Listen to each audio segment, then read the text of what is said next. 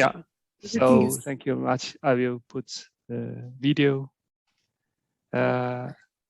somewhere like later. Later, I will just minimize the screen, our chats. Yeah. Okay. So it's clear. Can you see the? Yes. Sure. Yeah. Okay. Okay. That's good. That's good. Okay. Thank you very much. Yeah. Thank you. Have we started the YouTube live stream? Let me do that.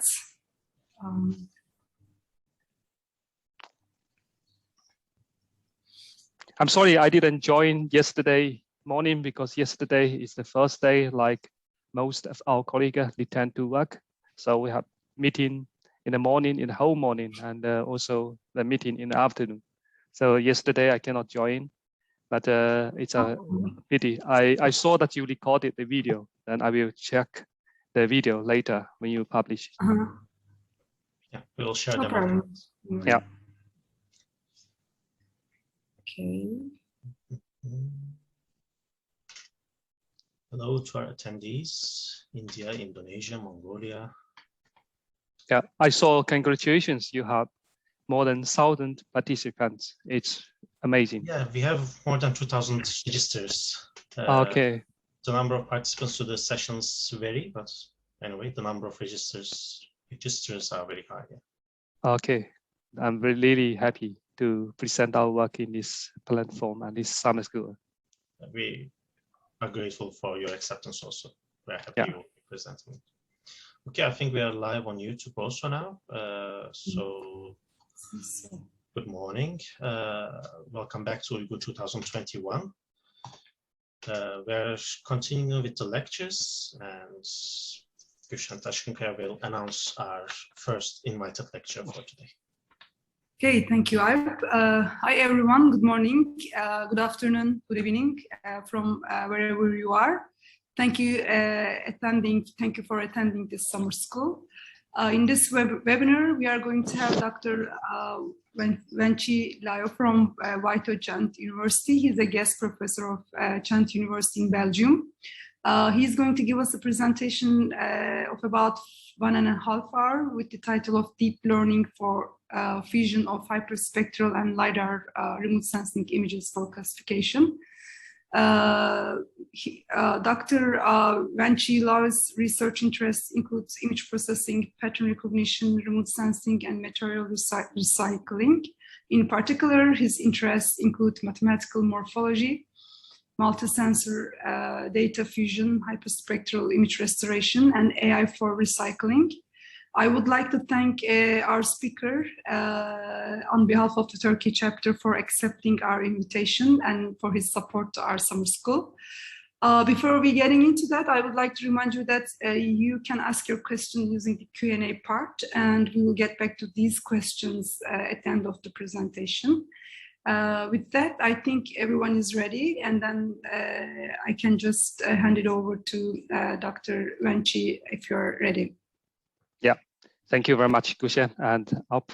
So it's my pleasure to join this summer school, and I'm glad to present our recent work on fusion of hyperspectral and LiDAR remote sensing for classification. So I will introduce something about University of Ghent in Belgium. So Belgium is a small country, which you can see here. This is Europe, and Belgium, it's like quite small country here, but it's very important. It's in the center of the Europe, like UK and France, Germany, the Netherlands, and we are here in Belgium. So, and Ghent University located in the east flanders of the Belgium. So we can see, like here we have Ghent here, and we are the university located in the city of Ghent. So this we have more than 50,000 students, and it's quite international today. So we have the very large faculty of engineering. So also in Belgium, we have very famous beers and chocolates. So you are welcome to visit Ghent University. So also I work most time in VITO. So VITO, it's like independent and custom-oriented research organization. It's like institute. We have more than 600 employees, including some postdoctor and also PhD student. So we are working on like the technical solutions for sustainable development and economy and in Flanders. We have many of the departments, fields like environment, energy, and I work in the materials. So we are focused on like circular economy and also recovery for the materials from the waste. Like we change the waste into products to save the energy, to save the material. And we also shaping the material, but we also have the remote sensing in VITO. So if you have more, if you want to know more about VITO, then you can go to these websites. So that's the institute and the university are working. So today, if I remember correctly, we have 2 parts. Each part have 1 hour and 30 minutes. So that's why I divided my talk into 2 parts. The first part the first 1.5 hours, it's a completion on fusion of hyperspectral and LiDAR data for classification. Then the second half talk, it will take another 1 hour around to discuss about fusion of apex hyperspectral and LiDAR data for tree species classification. It's more on forest remote sensing. So if I'm wrong, Gushen, please correct me or up. If I have 2 parts talk, okay. We'll have 2 1.5 hour parts with a 15-minute break in the meantime. Yeah. Okay. And we also consider to have 15 minutes of question and answer sessions included in both parts, but you are free to modify it as you wish. Yeah. Yes. So I will first talk and the first part, and then we will discuss and see the question what you ask. We will interactively to answer some questions. Thank you. So the first part, it's like we do a lot on the feature fusion of hyperspectral and LiDAR data for classification. Now I will present some of our results and the methods on this work. So before I continue my work, I will thank my student, like the first PhD. Now he's working in the University of Guangzhou in China. He's Dr. Lembo Dan Law, and the second one is now continue his PhD in Ghent University. His name is Shirong Zhao.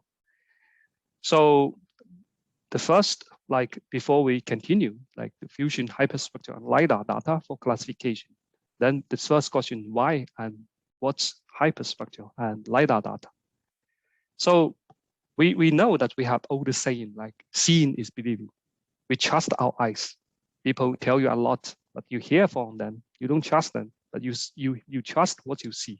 But really, so here in the first image, can you tell me which is the real and fake leaf? Because I put a lot of leaf here and some are fake and some are real. Maybe it's easier for you to see, oh, this is fake. It's obviously, it's a plastic-like, but others, can you see that? No, it's very difficult for you. I will tell you the results, don't worry about it. The second image is like, it's from the medical image. So here you have the mouse, and did you see any symptom, any disease symptom? Of course, we are not the professional doctor, we cannot see, but with our naked eyes, it's quite difficult to see the difference between like disease and non-disease and fake and real.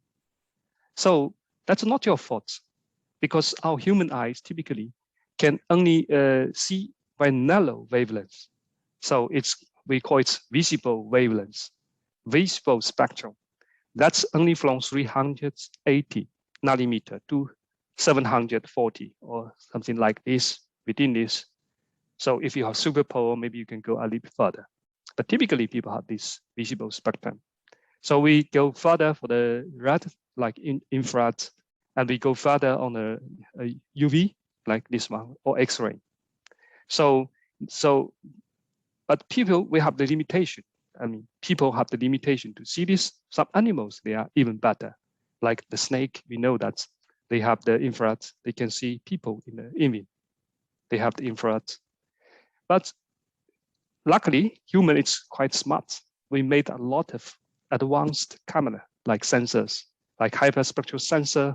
We use this sensor to capture image or capture data, and we can extend it our vision spectral to further. So for instance, we have hyperspectral image now, like we can have the visible wavelengths. We can also capture image in the infrared wave. So that can extend it our vision further. So for hyperspectral image, for each pixels, it's not like our cell phone, you take an image, this is RGB image, but use hyperspectral image, you take an image, each pixels, it's a vector. So for each pixels, it's a vector. When you plot them in here, it's a spectral. So each materials, they have their own spectral because they have the texture, they have materials, different materials have different textures, and they have different on the reflectance of the lights and also absorption of the lights. So we see like different materials, they have different spectral reflectance. For instance, here you see the water, the vegetation, they have different spectral. Okay, this is one of the hyperspectral image. But according to the spectral, let's go from inverse. Like from the spectral, we can go back. We know from this spectral, we know this is water. And we can classify the scene into different classes. From this spectrum, we know they are vegetation. So like we can go this one. So typically hyperspectral imaging is widely used for material identification, for instance, in medical image, in the Earth observation, and in a lot of domain. So let me tell you the results now. So you see, with our naked eyes, it's quite difficult to see the difference between like disease and non-disease the cells or organs. So, but with the help of hyperspectral image, we can easily see some parts of like disease part or not disease part. With the spectrum, we can immediately see like the cancer. If it's not healthy part of the body, then they have different spectrum. And if it's normal one, then it's have this one. So it can help the doctor to fast diagnose the disease of human. So, and also here, with the help of hyperspectral image, we can now have different spectrum here. You see the spectrum of the like different plastic you see here, and that's here, and painted here, and also color paper, and they are different. So you can see now, this is of course, it's easier. This is plastic, but this is Dutch, of course, but this is fake like shop. It's quite difficult for you to see them, of course. And you see, with the help of hyperspectral image, you can easily to separate the real and fake scenes. I mean, this is already used in the coffee bean detection, and also other real and fake scenes separation. So I trust like with advanced scene, like help of hyperspectral plus like our analysis enabled better briefing. So we cannot only trust what we see. We need to use advanced scene plus our analysis, then you trust. So hyperspectral image are widely used now in the like precision agriculture. Like we use a lot of now the UAV is quite popular, and we plus the hyperspectral camera plus now AI. It's widely used to predict the disease and also to predict the nutrition of the foods. And the objective is to increase the crop productivity, but also reduce the cost. So you see disease earlier, and then you can just deal with that local parts instead of doing the whole field. If you see the nutrition is here, lack of nutrition, you do locally instead of the whole field. That saves a lot of things. And we also use the hyperspectral image for the forest remote sensing to see the change of our forest species in the nature. So, but they have some limitation of hyperspectral image because we know hyperspectral image is optical sensor captured by optical sensor. So when they are shadow or there are some like clouds, Your sensors, they go this one and they reflect them by the clouds, and some go through. And so the spectrum from the cloud area and non-cloud area are very different. So you cannot like using chain here and predict the class here. That's not fair. So it's easier to be optical by some objects or shadow. So that's why we need more sensors. So we will see what's the LiDAR data. LiDAR stands for light detection and lensing. Commonly we call it laser sensor, or you can see maybe in the computer vision, you know that it's the height image that we get, a depth image. So LiDAR is not only replacing conventional sensor, but also created new methods and unique property that could be achieved before. We know that LiDAR are widely used in a self-driving vehicle, or like the military use, or some other 3D city reconstructions. So LiDAR, the better, it's not optical. It's like it's active remote sensing. They just, I will tell you. So each time LiDAR, it's a puzzle. So LiDAR generate an optical puzzle. So they send a signal to the surface, and then the signal return back, and they calculate the time that signal travel, and then they infer the distance from the camera to the object.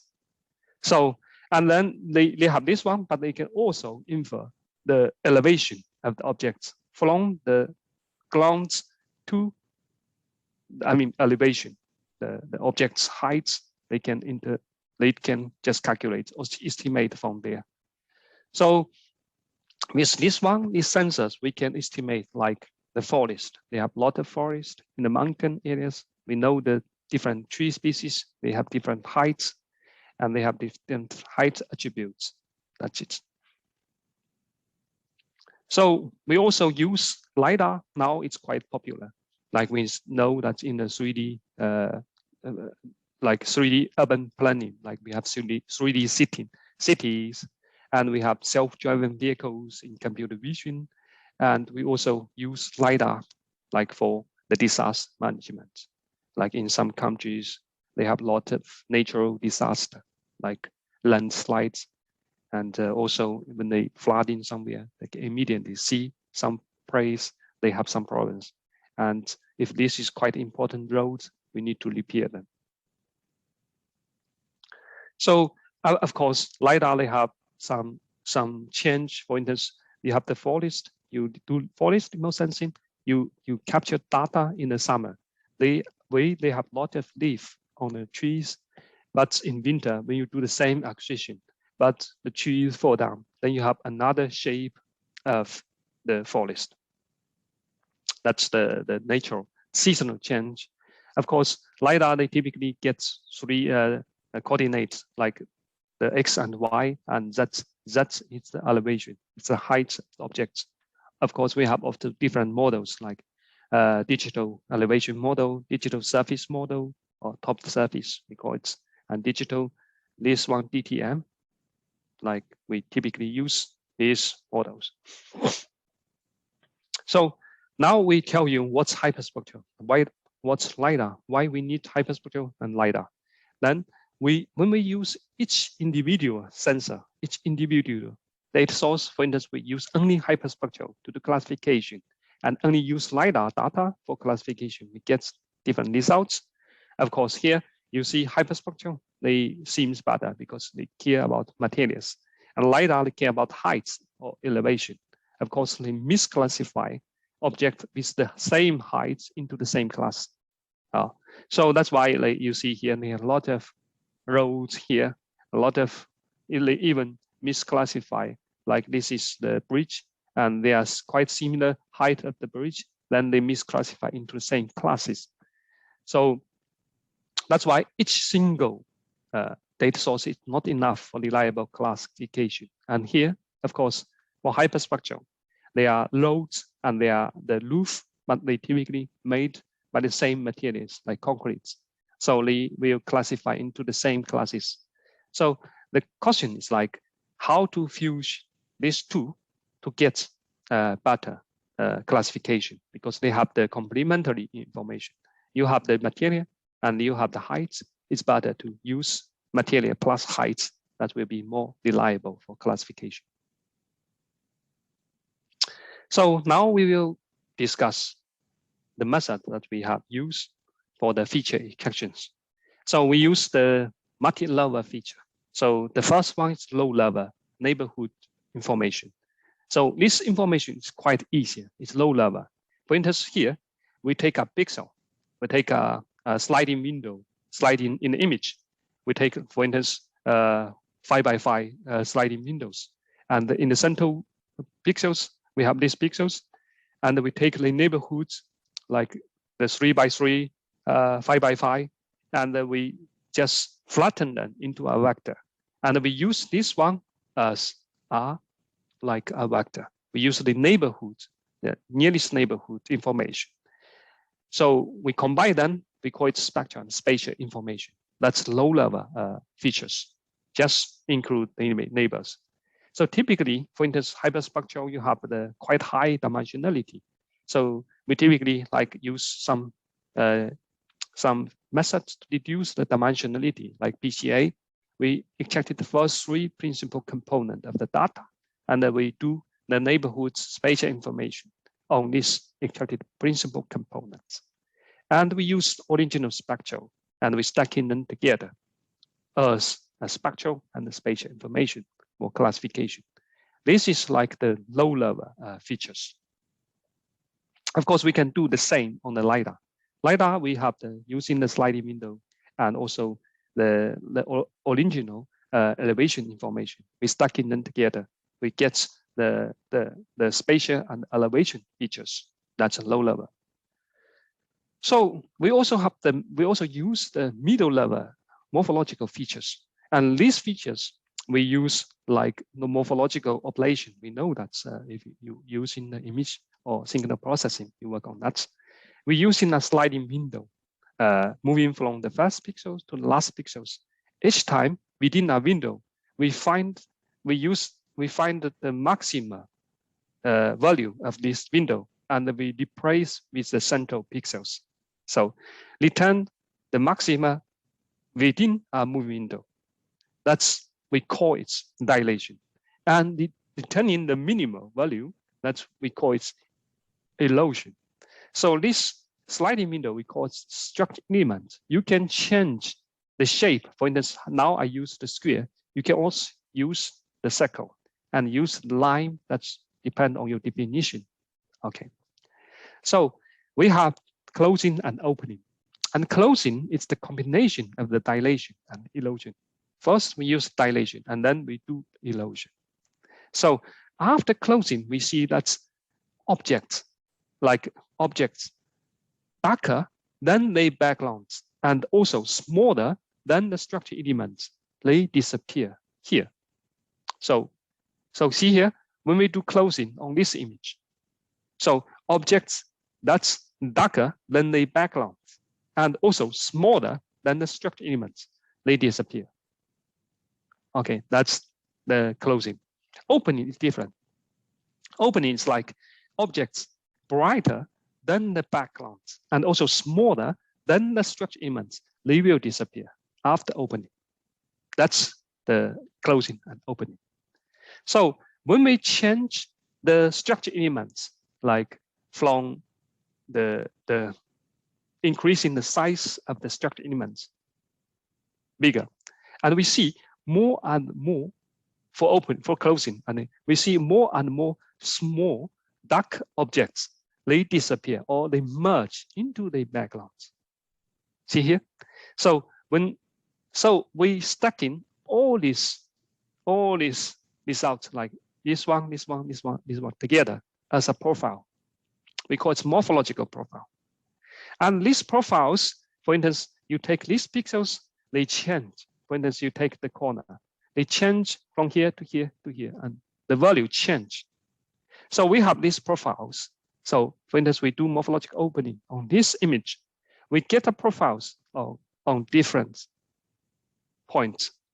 So we know that the structure of these three different points, they are quite similar because they made by the same materials like concrete, but the shape and the size are different.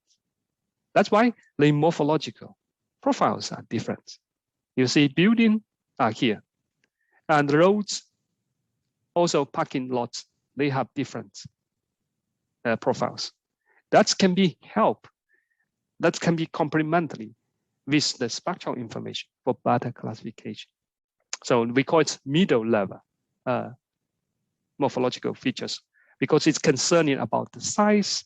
The size, when you increase the size of the structure elements, more and more objects disappear. And it's also concerning about the structure, the shape.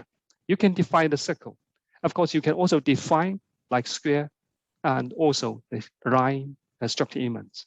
Then they can model different shape of objects. So this information, they can contain the shape and size of objects in the image.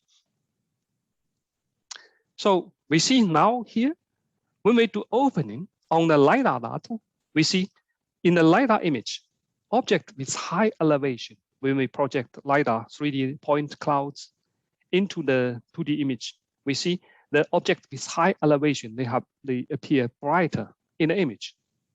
With opening, we see with the structure element increasing, more and more small, brighter objects, they merge into the background. So leaving only the big one, the big bright objects.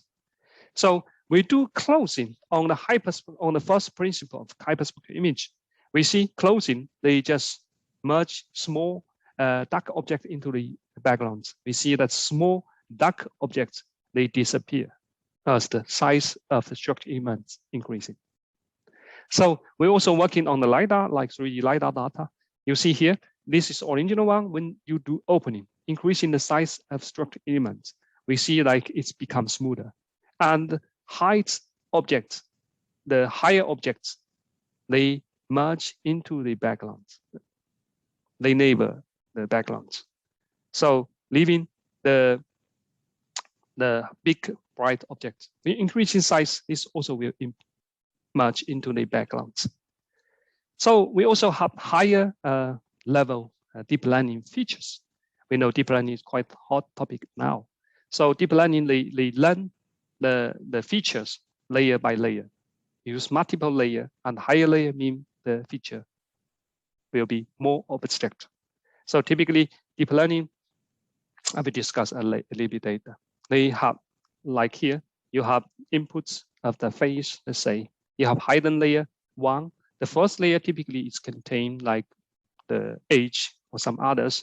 And hidden layer, when you go higher, the higher layer, the deeper layer, that's the objects are more abstract. That's here. And you use the layer, the hidden layer as inputs for the classification. Of course, you may get the better performance, but really in a hyperspectral image. So we will see, of course, we have other high level deep learning features. That's we call it object-based one. We first do image segmentation on the image, and we segmented image into different objects, and we calculate the attribute of each object. And then we say, okay, we treat it as object-based classification. So we will discuss shortly about the deep learning when we go further. It's I just take some slide from other slides. So we call it, I just use autoencoder. Of course, later we will use also CNN, but let's say, so autoencoder are designed to reproduce the inputs, and especially for image. So they have the image inputs, image here. They try to learn a lattice-based representation here. That means you can just represent your high dimensional image into a quite low dimensional feature space there. And with this one, you can also decoding them, and reconstruct image into the original one. Yeah. So like this one, you have an input number let's say 9, and you do the neural network encode, and you get the latent space representation here. We call it code. And with the code, you have the high dimensionality of inputs, but you reduce the dimensionality. Typically, it's much more smaller than this one. Typically, we say 30 or even less.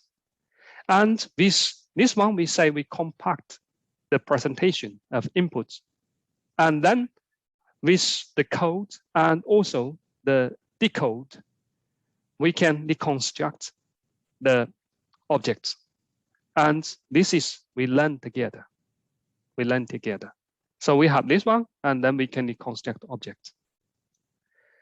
So for autoencoder, we have 2 steps.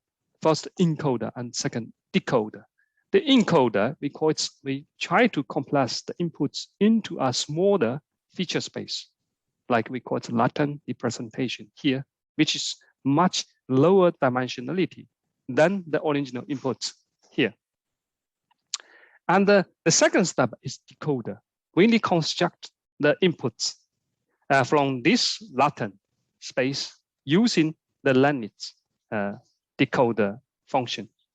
So we make sure that the reconstruct output is closer as possible as our input image.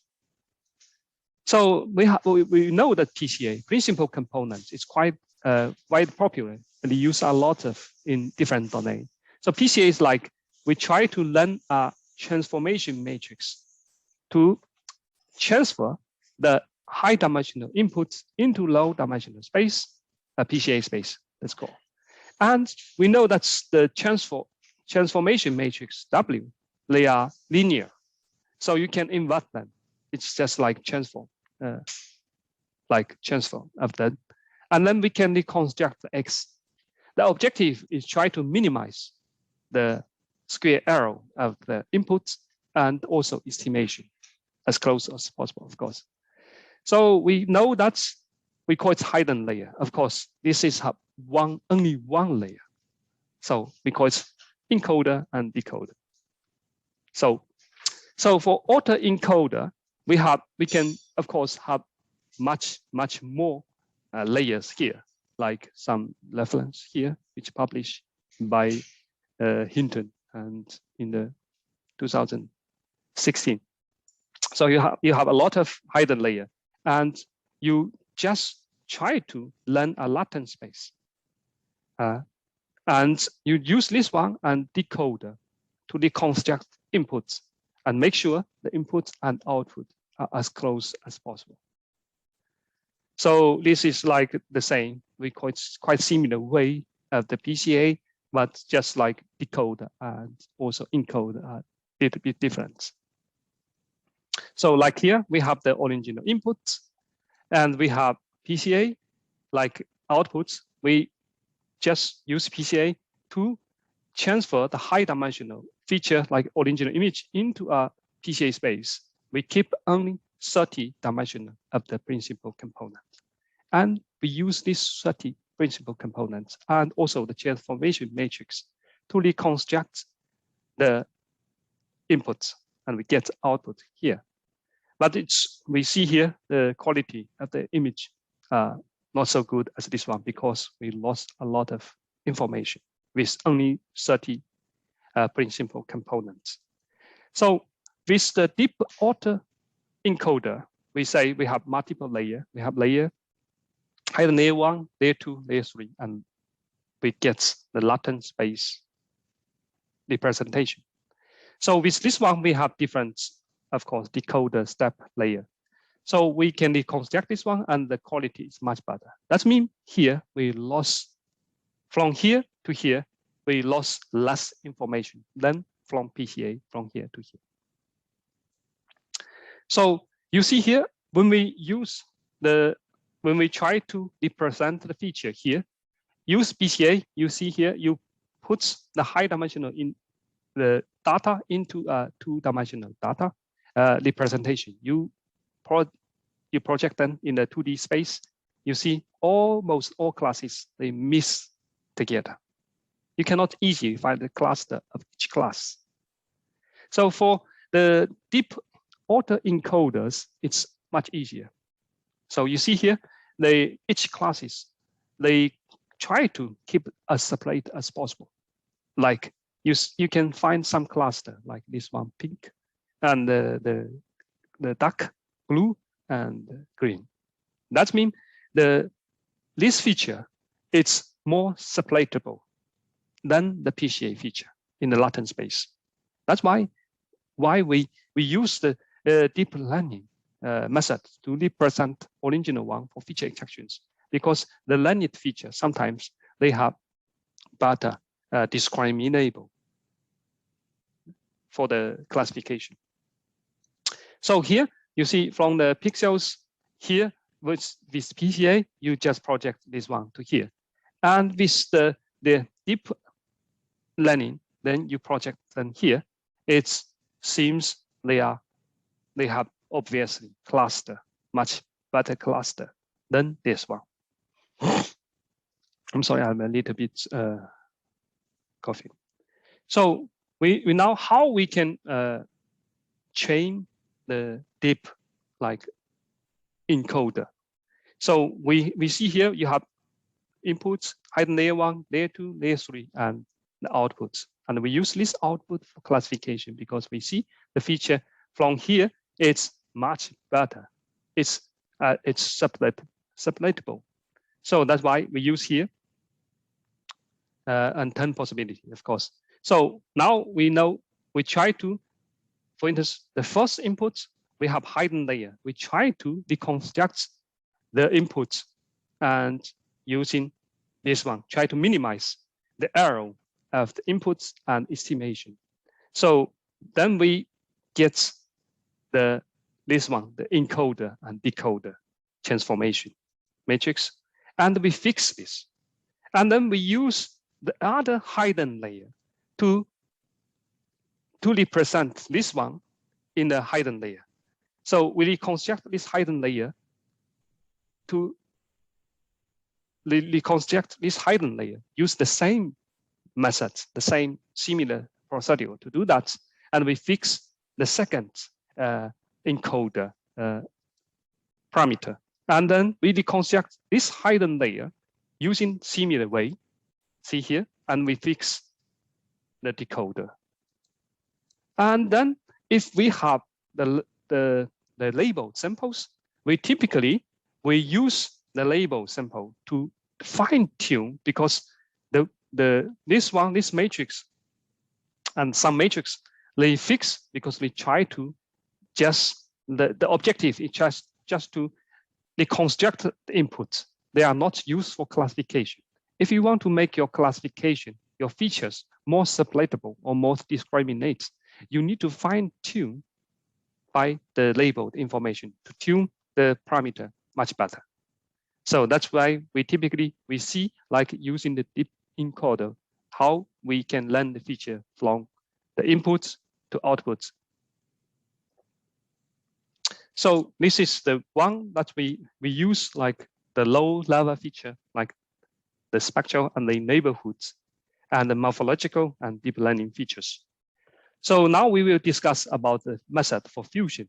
So the easy way for fusion is like you have the hyperspectral, you have LiDAR, or maybe you have the feature generated on hyperspectral and feature generated on LiDAR.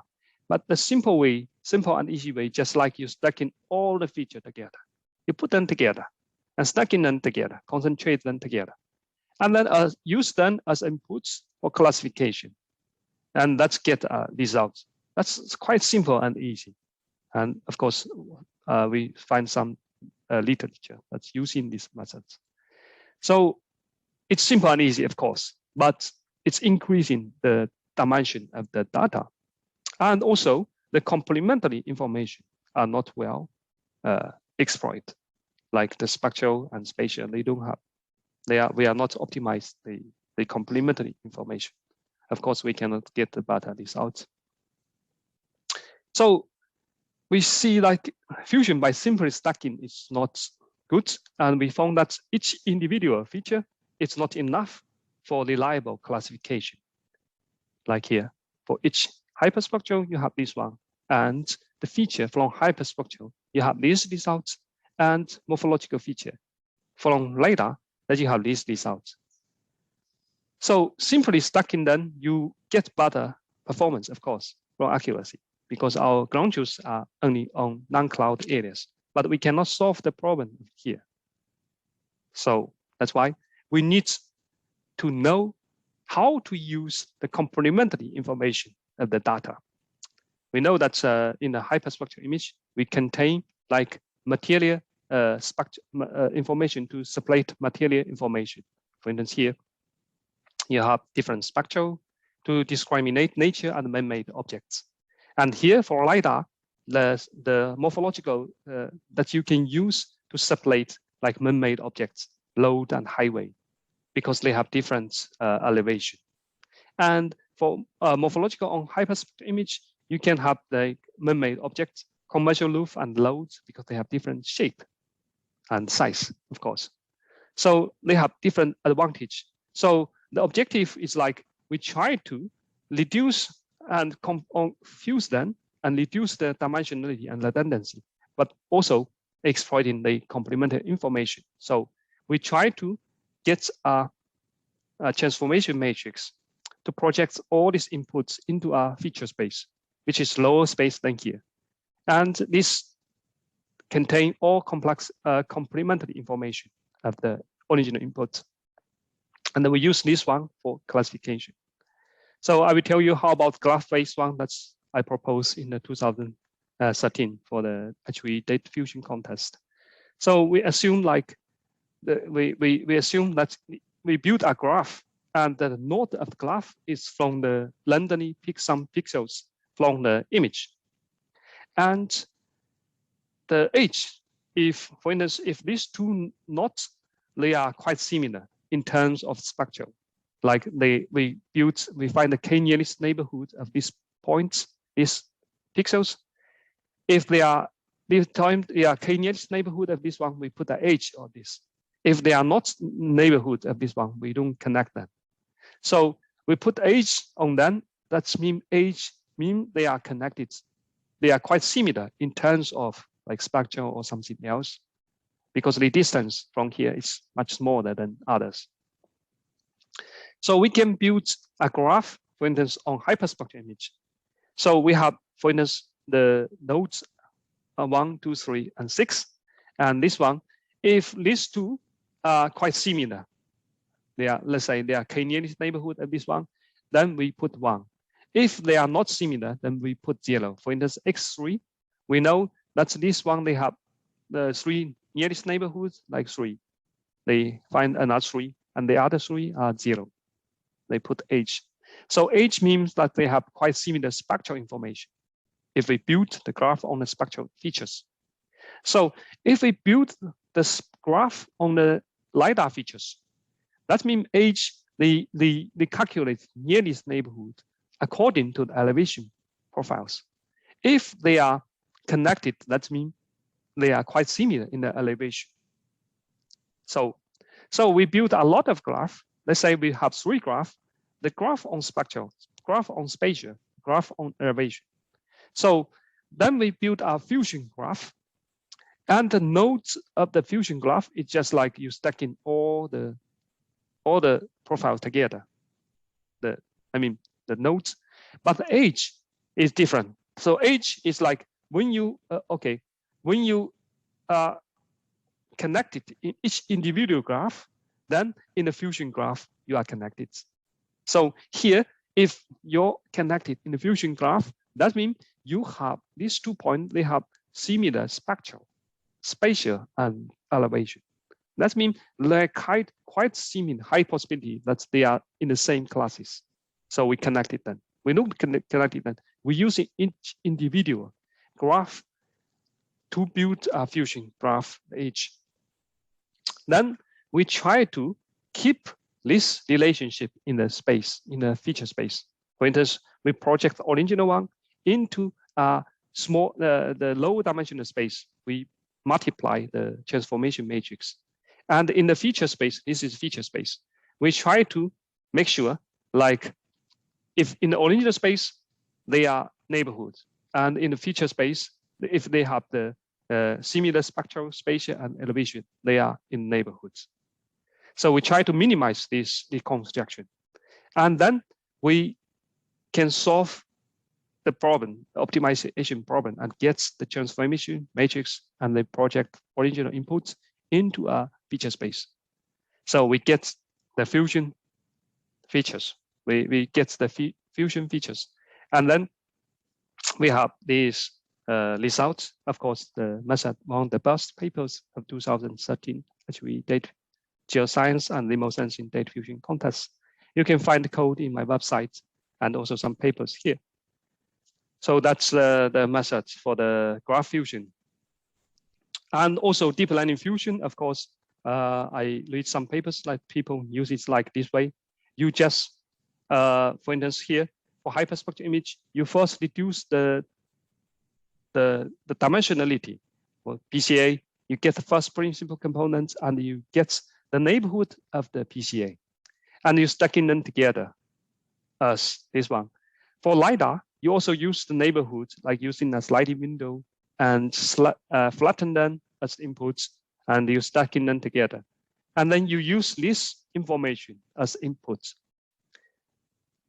as the deep neural network, like deep and encoder, like you can do that deep encoder, and you can learn in the feature space and get results, and that's deep learning. So I just compare some results of the different fusion method and different features. So here we use one of the data sets that's open by the IEEE GRSS and remote sensing data fusion contest community. That's in the 2013. Yeah. So this is the hyperspectral image. Okay. This is the hyperspectral image with 144 bands, and this is LiDAR image. And we see like in here, you have the cloud region, and you also have training sample and test sample. The resolution of the original image is 2.5 meter per pixels, and they have totally 15 classes. This is quite a challenge since, especially in this cloud region. So of course, we don't have the ground truth in the cloud region. So, but we also have the latest image with higher resolution. I don't have this image, I didn't, but you can download them if you go to these websites, and you can ask maybe for help if they can provide you this image. It's quite challenging. So when we use like original image, like we use raw image, nothing processing, we just using raw hyperspectral image as inputs for classification. We get results, and we use raw LiDAR data, just one band for classification. We get these results. We see here, it's quite noise, like we have a lot of points here. And we see like something are misclassified. And using single LiDAR data, it's even worse. So because a lot of objects, they have quite similar elevation. So when we're using the morphological feature of the different source, when the morphological features on the hyperspectral image, we get these results. Morphological features on the LiDAR image, we get these results. Immediately, we see significant improvement from LiDAR image. So we improve the accuracy from 31 to 75. That's more than 40% improvements using morphological features. And that's improved a lot. You see, the profile make already quite amazing results. Of course, hyperspectral gets better performance. When you use deep learning features, you see here, and the hyperspectral image, it looks, I mean, although the performance, the accuracy is quite similar because we have limited label symbols, but it seems better interpretation than using original one. And also using LiDAR, the deep learning feature of LiDAR, it looks, I mean, less noise, but the performance also like 10% improvements. It's much better. So we can see here the middle level feature perform better. But of course, this is just one case. We don't have enough training sample. See here, the training sample is quite limited. And it's quite limited. We need to test more. to make the final conclusion. This is just say one examples here. And we also see the fusion methods. We compare different fusion methods, like we stack in all raw image, raw data together. And we stack in the neighborhoods like low-level feature. And we use graph fusion of the morphological feature. And we use deep learning fusion framework to get results. So we can immediately see, like when we include in the spatial and spectral features, stacking them together, it seems better. Of course, it's not easy to decide the size of the sliding windows. If you have bigger sliding windows, maybe you just make the loads bigger. If you have smaller one, that means it will be noise.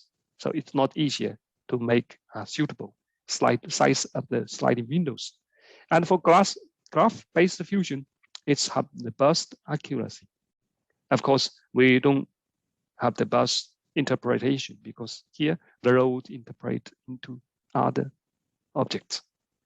And use the deep learning, it's better than raw data, and it's also better than just using neighborhood information. Yeah. So we also just say, okay, layers. How many layers? Okay, the deep learning fusion and also the multi-level. We see that. So we put the layer 1, layer 2, and layer 3 together. So multi-level feature will exploit. Morphological feature outperform like low-level and high-level feature. Graph-based fusion method outperform the others. But this is not the final conclusion because it's only the comparison that I did in the 2016 or 17. So that's quite limited. That's not enough data and training sample to make this conclusion. So recently, my student working on the CNN or fractional GABA network for multi-source classification, and he's a PhD in University of Ghent. So this is his work, of course. Well, he said, okay, we have multi-source and multi-fusion fusion. We have also multi-domain. Okay, see here, we have the original feature and we can transfer into the Fourier domain. And we say, okay, we have the redundancy in each spaces. And we need to, like source 1 perform well, source 2 also perform well, but 2 source perform similar because we have redundancy, of course. How use the complementary information and reduce redundancy? That's the work of my student. They call it octave convolutional layer. So they try to use limited training sample and multi-domain feature. They say, okay, they transfer also feature in from original one into the Fourier frequency domain. So they have using the fractional GABA convolutional layer. So of course, for further information, you just can download and also the code available in a GitHub that you can use. For instance, we have the LiDAR here.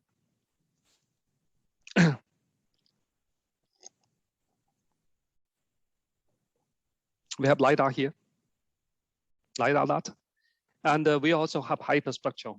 They just decompose it, the LiDAR into the high frequency and low frequency, the same for hyperspectral.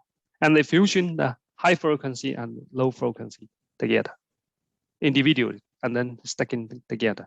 And it gets return and gets the fusion, the inputs.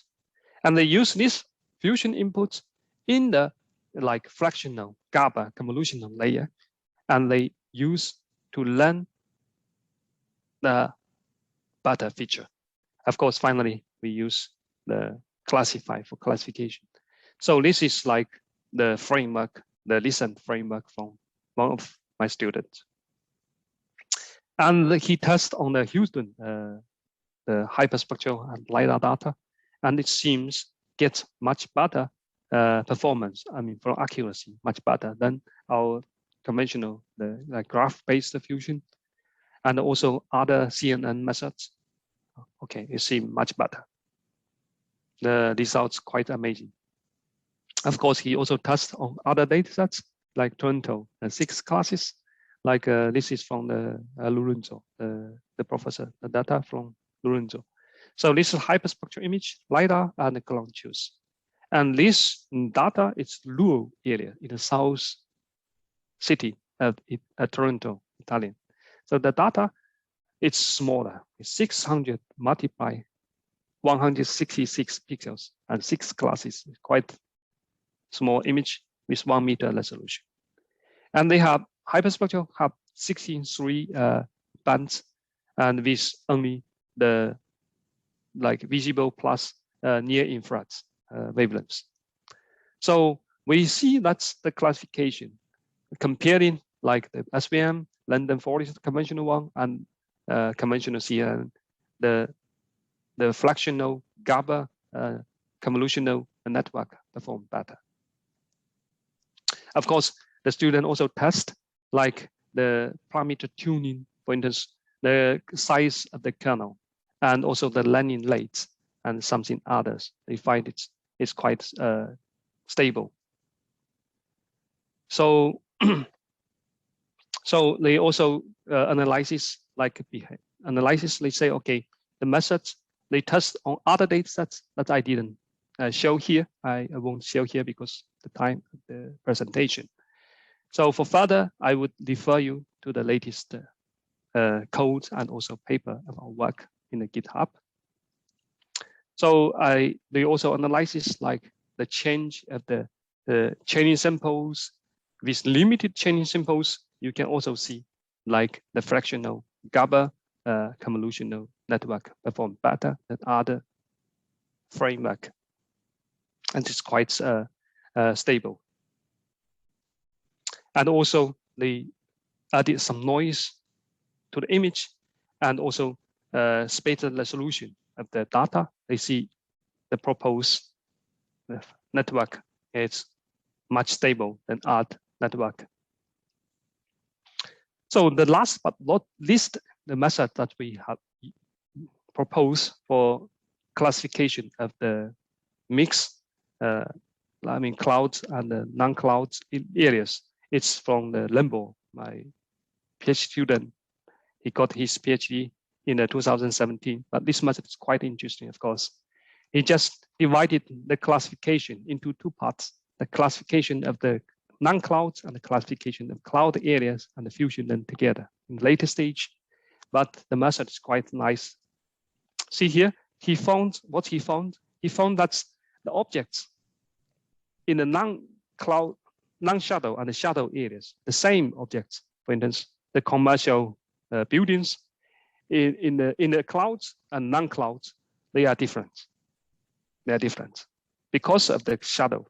The signal reflected and some absorption, but they won't be the same in the cloud and non-clouds. And they also see like here in the loads, they are different. Okay, but interesting finding. So he also find that the commercial and loads in the shadow, they're also different. They are not the same. That means the spectral information in the shadows, they are useful, but only limited in the shadow areas, not out of the shadow areas. Therefore,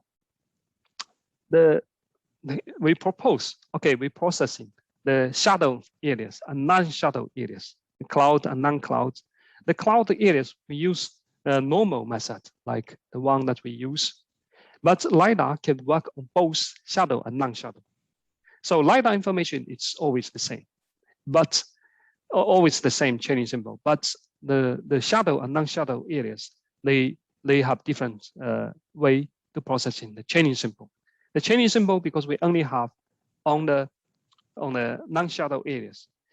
Then we use LiDAR information and also some spectral and spatial information in the shadow areas to find new chaining symbol under the shadow.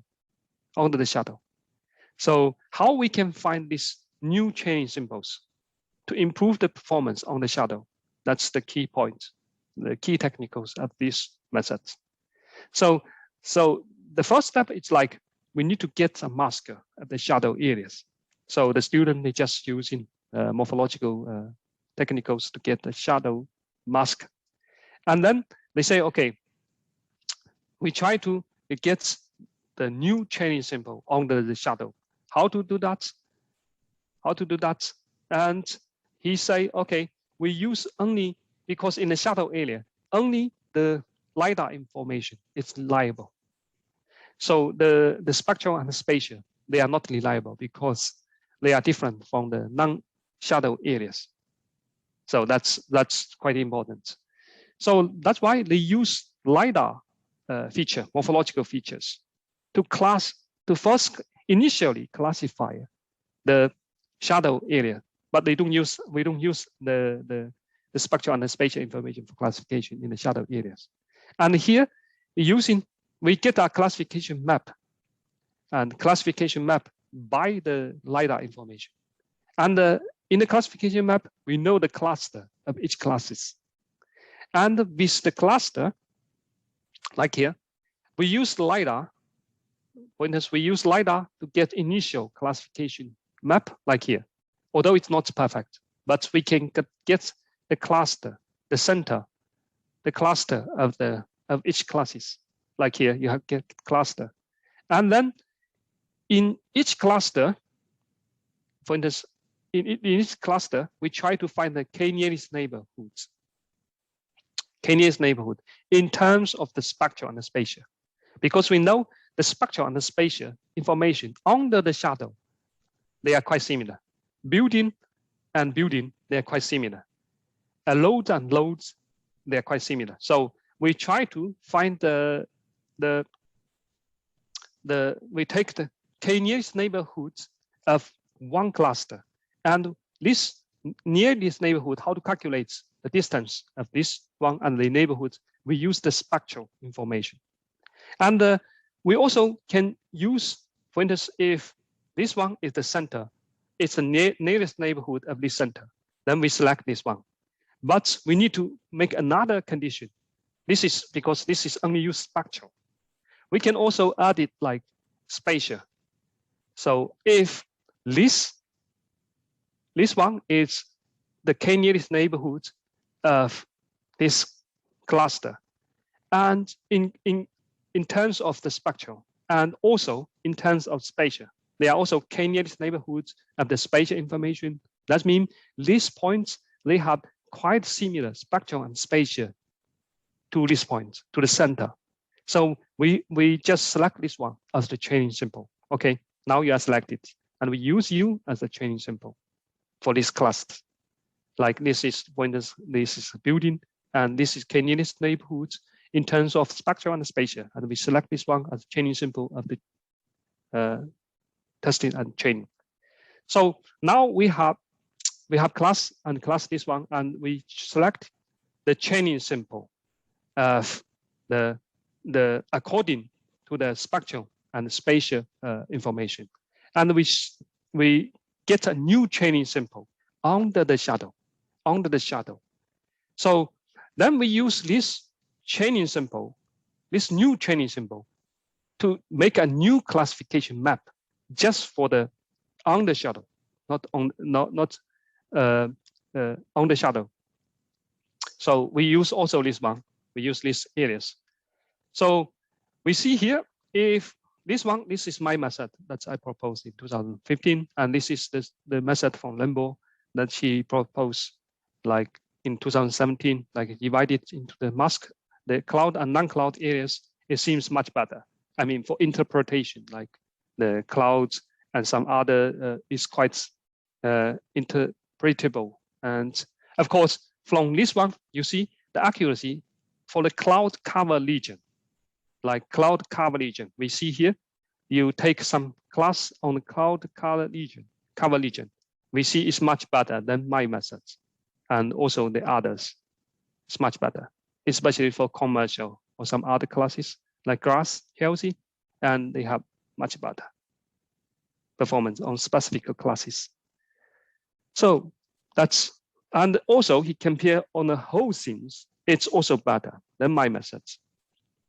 It's much better for some class on the shadow. Yeah.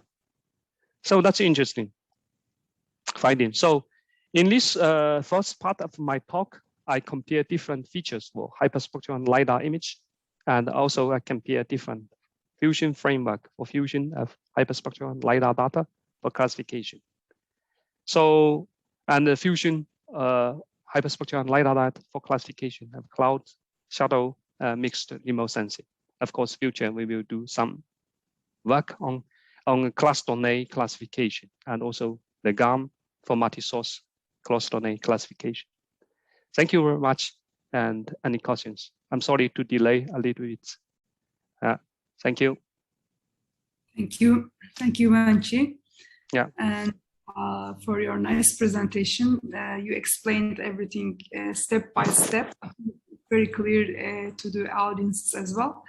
So we have a couple of questions from the Q&A part and also from the YouTube. If you like, you can also go with that, I mean, the Q&A part by yourself, or I can read the questions to you, whatever you want. But of course, in any case, I will read the YouTube questions to you. If you like, you can start with the questions in Q&A. Okay, thank you, Gushen. So I open the questions. So the first question is from the Daya, and he asked, or he or she, why LiDAR not SAR? Yes, of course, we can also use SAR because SAR also quite good, considered in weather nights and the weather conditions is quite nice. But the problem, like, they are different characters because LiDAR, the laser, they measure the elevation, the heights of the objects. But the SAR, they measure another one. Of course, we can also use them, and that's also quite nice. And that's also quite nice data source. Sometimes we don't have SAR. It's not easier to capture SAR image. I mean, typically SAR used widely in the military. And of course, if you have, we would like to try. And that's the first question. Of course, they have what are the advantage of the SAR and also LiDAR I already mentioned. Like a LiDAR, they can measure the 3D like elevation. That's quite complementary to the hyperspectral. Of course, SAR also very good because they can work on whatever condition, the weather it's good. But the one disadvantage of SAR is like they are low quality, a lot of noise, spectral noise and other noise, of course. So the second question is from Hannah, and he or she asked, in deep learning fusion, we just arrange a hyperspectral and LiDAR image into a depth of a data cube. No more action is needed. Yes, we need to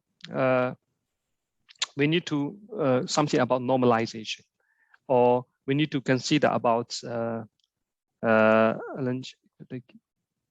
we need to take about like the sliding windows, like how big the sliding windows. Of course, I just compare them. I don't use the burst option of this information, the diffusion. It's more complicated. Like if you use CNN, you can design different size of kernels. But I didn't use CNN. I just used the deep encoder, auto encoder. Now a lot of people use the CNN method. It's give much better result than that one. Instead of just using the neighborhood information, you just use a crop of the image, the same one. But the feature that you learn is much better. So the fourth question is from some participants. So he or she asked, why are white areas visible on LiDAR classified results, even though deep learning is performed? Why are white areas visible? Yeah, this one is not so clear to me. So I will later return to this one. And the fifth question is how to decide it. What shape of the structure element fits a use case?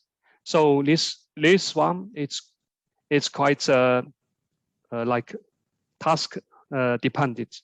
For instance, for us, if you know the targets, for instance, if you know the targets in the image, if you want to find, you know the shape, for instance, you want to find a building, you know the building is square, maybe it's better that you use the square structure element. If you want to find the load is like a long way and it's different shape, then you can use the line. It depends. For me, I use the circle because I assume I have a lot of objects with different shape and size there. So I assume like the circle can fit almost all. So that's why I use the circle. Of course, in other case I combine the square or circle with the line together, and it's return better results. Of course, you will have more features, high dimensional data. So that's depend on you, on the task that you want to deal with. You can use more structure element than that will be better. So how the last but not least question is like, how did you decide the size of sliding window, and what should we consider before we decided? So how we decided sliding window? It depends on the size of the objects, also on the resolution of image.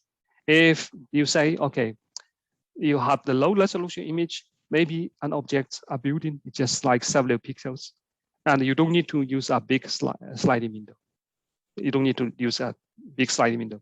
If you are high resolution image and you want to model the size of the building, then you need to have bigger sliding window.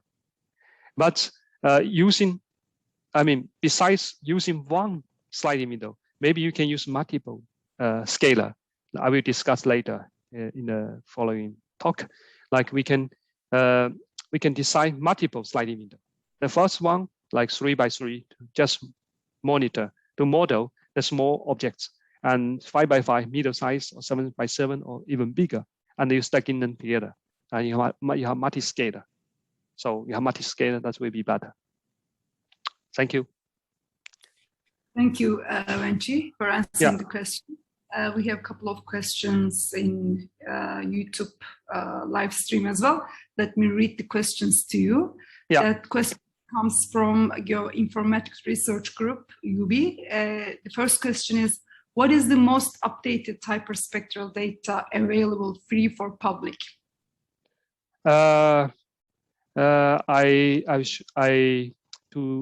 Available for public. Typically, they will just publish on the website of the VITO, and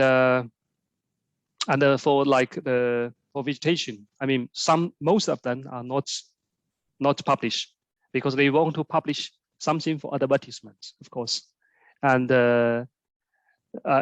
something just for advertisements. If you want to ask more, then you can send email to the management manager of that project.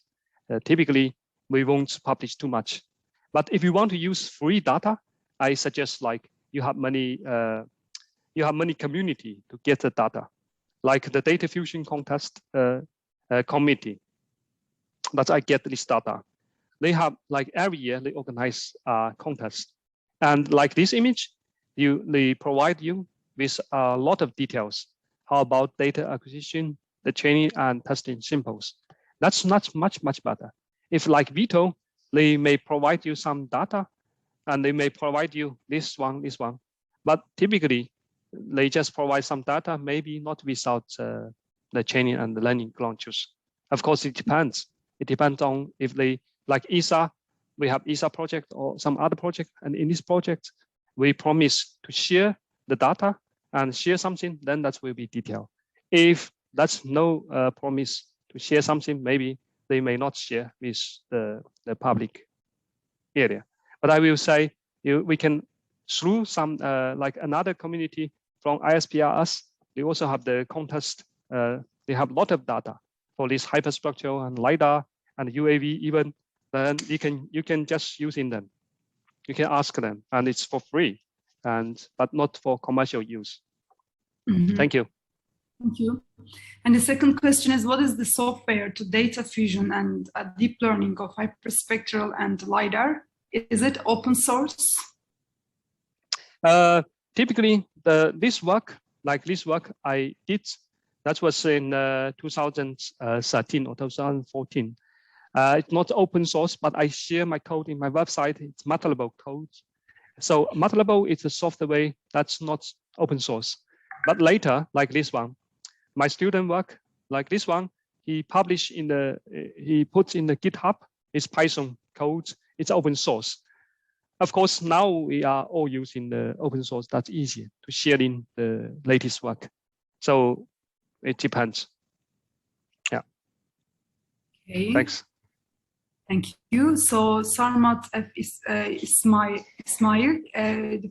asking two questions. The first one is, can we make some fusion between high resolution remote sensing image with hyperspectral image or LiDAR? So I think you already explained this. Yeah. But if you want to make a comment. To make high resolution hyperspectral LiDAR. Yeah, the one thing is like you get closer to the objects. Of course, that's easier. You can use UAV, and UAV is more flexible. That you can mount the camera, like now hyperspectral camera, and laser depth camera. It's not so expensive now, and also UAV, it's not so expensive. If you want to get high resolution, then that will be one of the best solution. Of course, if you get closer, that means you have low coverage of the data. So in order to get the high coverage and also high resolution, maybe you need another fusion methods. For instance, you have the Sentinel data, you have Landsat data. They provide you multispectral and also panoramical. Where multispectral is low spatial resolution, but panoramical is high spatial resolution. And they do pan-sharpening, for this image. And then you get an enhanced image with high spectral and spatial resolution. I mean, you can do quite similar. For instance, you get UAV and with high resolution but low coverage. But using the satellites like ESA, Sentinel, you get high coverage but low resolution. Can you use some other processing methods like reconstruction, restoration methods? You use some samples from the UAV to reconstruct another region of the ESA. And can you do that? I didn't try, but maybe it can help you to thinking about that one. Yeah, thanks. And then the second question is can we extract some features from LiDAR using deep learning and then use it in classification of hyperspectral image? Yeah, that's a good question. Yeah, indeed. So typically, like we can, like LiDAR and hyperspectral, they have some similar structure.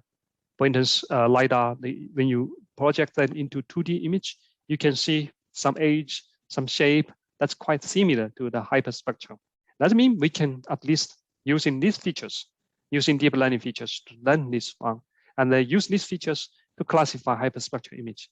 And one of my students working on this one, because cross domain, like we're using the other feature source or data source, the feature from there, because we have a lot of data out there, and then we use this feature to reconstruct another data. That's possible. Thanks. Thank you. And one more question comes from Ronallah Nasirzadeh. Does the point density of LiDAR data affect the results? Yes. So the point cloud, the 3-point cloud. So if high density, of course, you have high quality of the LiDAR. And typically, they are enough because the optical, like hyperspectral image, we have low resolution. If you project 3D point cloud into 2D, we want to keep the same resolution. For instance, we have 1 meter per pixels for hyperspectral. Then we have high density LiDAR, but we just like sampling the LiDAR and project into 2D, we lose a lot. I mean, if you want to do 3D reconstruction, of course, the density of LiDAR is quite important, I will say. Mm-hmm. Thanks. So we have one more question in Q&A. Let me read this question to you. Does your workflow include any post-classification techniques? This one, no, we don't include, for instance, here, all the technical that we discuss. We don't do like, we get this one, we don't do post-processing. For instance, I saw that some people, when they get this classification map, they also using opening and closing to reduce the noise. Of course, you can do that. That's can make the image looks better, like less noise and looks smoother. But of course, sometimes it's difficult to control the size of the opening and closing. I mean, that's of course, I saw some other people using the decision level fusion. You have this map and you use the decision level and fusion again, get new results. That's maybe better. So we didn't do that. Of course, you can do that. That may give you better results. Thank you. And questions in chat box, Hamed Balde. And he's asking, he's first of all saying that thank you for your valuable presentation. You've got a lot of greetings from both platforms and then thank you messages. And he's asking that would you mind sharing the link of the GitHub for exercising purpose? But you already mentioned this in your presentation. But yeah. So I will share. Yeah, I will share now in maybe in the chat box so that they can. This PowerPoint presentations will be also provided from our website to the. So yeah. Probably. Thank you. Yeah, thank you. Thank you very much, Christian. Yeah. One more question. I'm sorry, I don't know. I have to pronounce the names, but.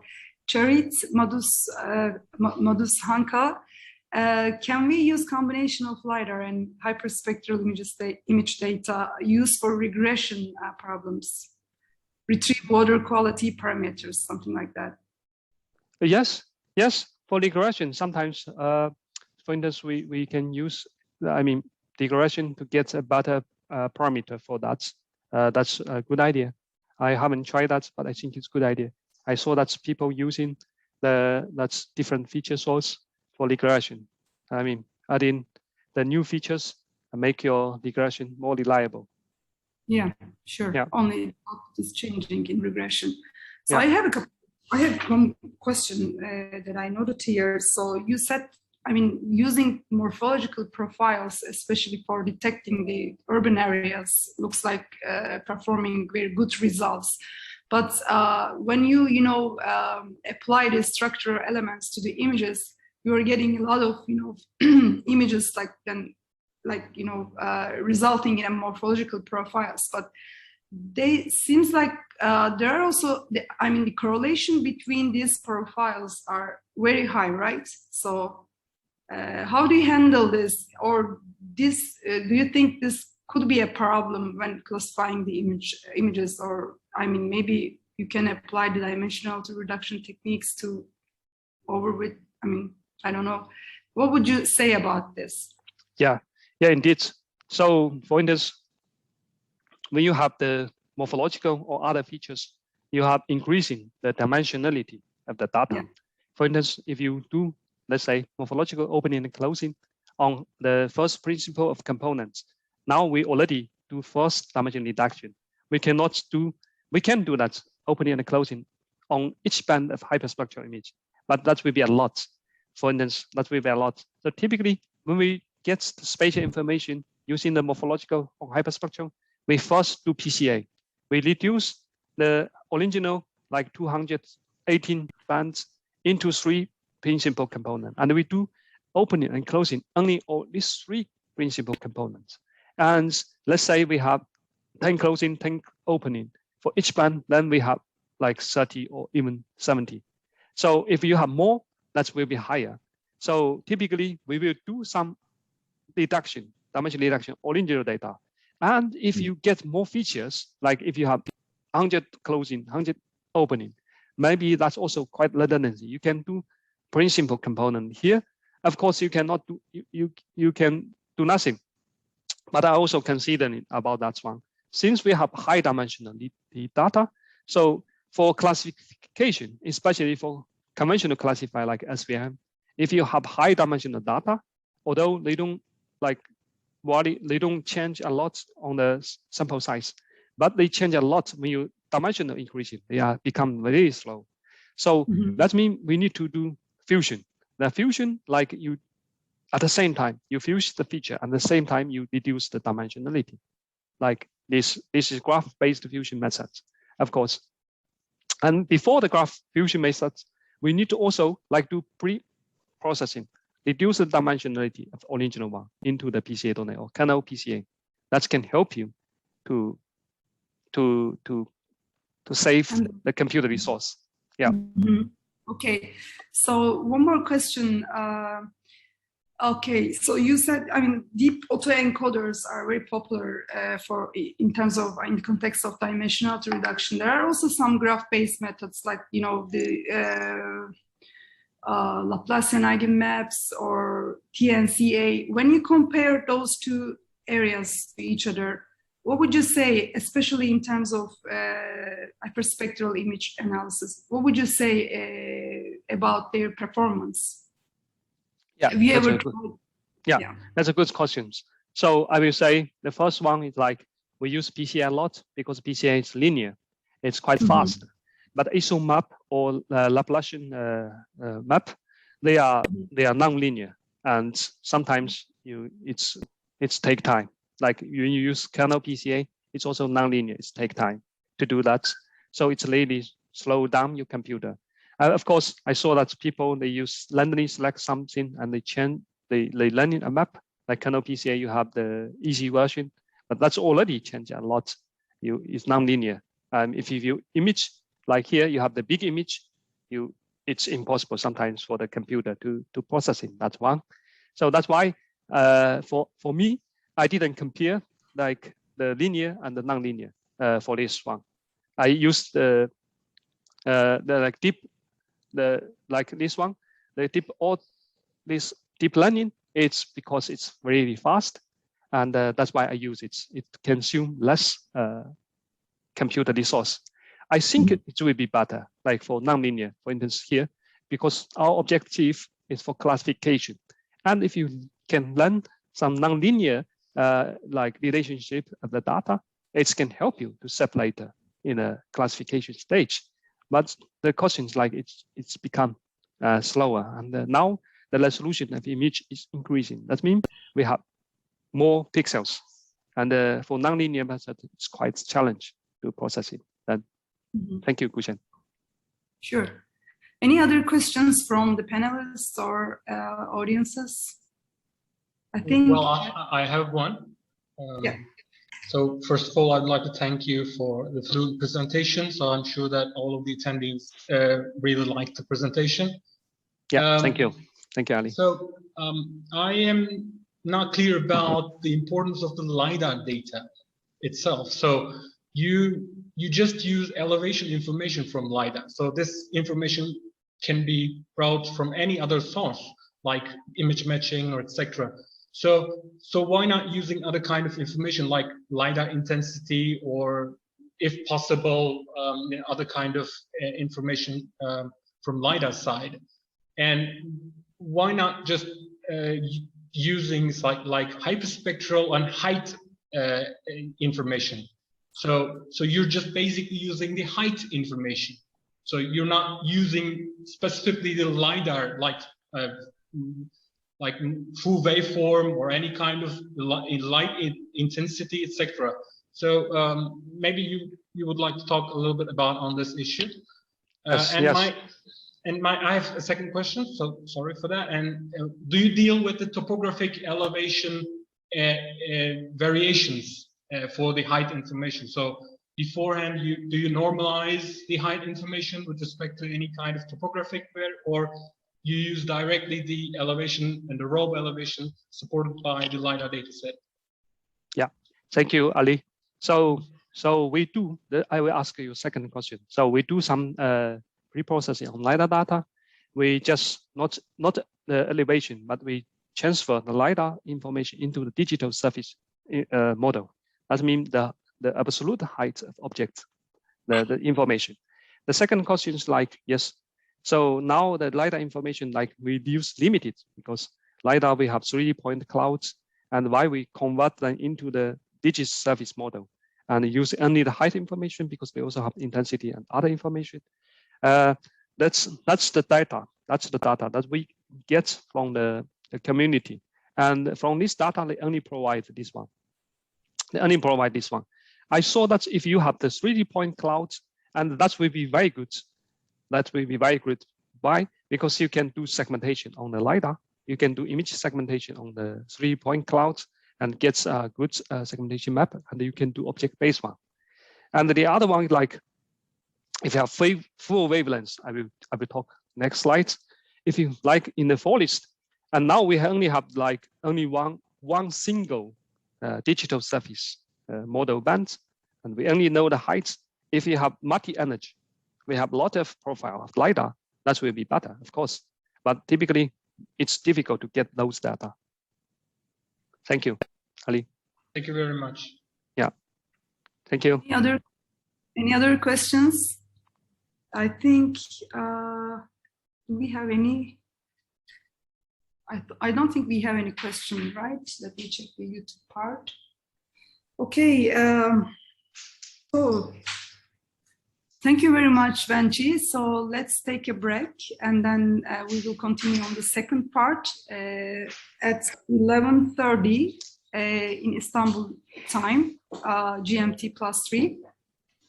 Okay, we are not going to close this session. We will keep the same Zoom link here. We will continue on from the same part. Okay. Okay. Okay. Thank you. Thank you. Thank you. Yeah. See you at 30. Yeah. See you later. Bye. Bye.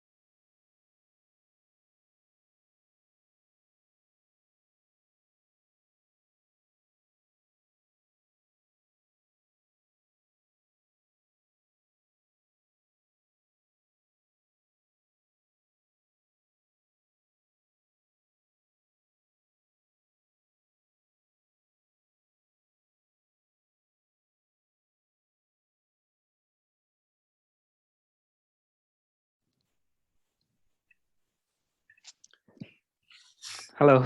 Again, welcome back to Uyghur 2021 Summer School. We are going to continue with Wenzhi Liao from VITO, Ghent University, Belgium, and he's going to give us a presentation about deep learning for fusion of hyperspectral and LiDAR remote sensing images for classification, which will be the second part of his presentation. Thank you again. So it's your time now. Thank you, Gushen. Thank you, Abs and Ali. So, okay, I need to wait your. Yes, you can do it. I just closed video. Yes, I can now share the. Okay, can you see my screen? Yes. Yes. Okay. So in the second part of my lecture, so I would like to share some results of our work on fusion of APEX, hyperspectral, and LiDAR data for tree species classification. That's more on the remote sensing, forest remote sensing. So I'm not expert on the forest remote sensing, but I just working on the signal and also image processing and also data fusion. So therefore I need to thank my colleague, my colleague who previously worked in VITO, like Peter Company. So he worked in VITO before, but now he works, I think, in ESA, European Space Agency, and also the Fricke, the Professor Fricke van Cornell from the Forest, Water and Forest Department at Ghent University. And of course, we need to thank the Belspor who support the projects. So in Belgium, so we have like maybe all of the world, they have like the objective like sustainable forest management, especially you see the world change, the climate change now. So we see a lot of, in the summer, we see the wildfire in the Greek land, in the Turkey. I saw the fires like maybe last month, like in Turkey, so many mountains were burning, and also in Greece. And my colleague who visited Greece for holiday, they experience the wildfire, and they frightened, and they smoke, a lot of smoke. They saw helicopter carrying water to destroy the fire. But I know now that the climate change, and now we need to know the system of forest management. We need to know how about our forest.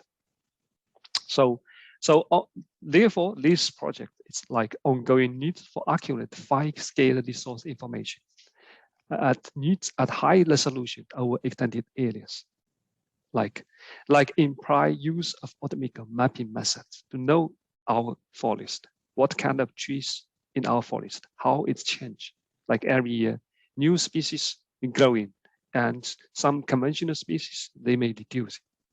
And this may change the structure of the forest.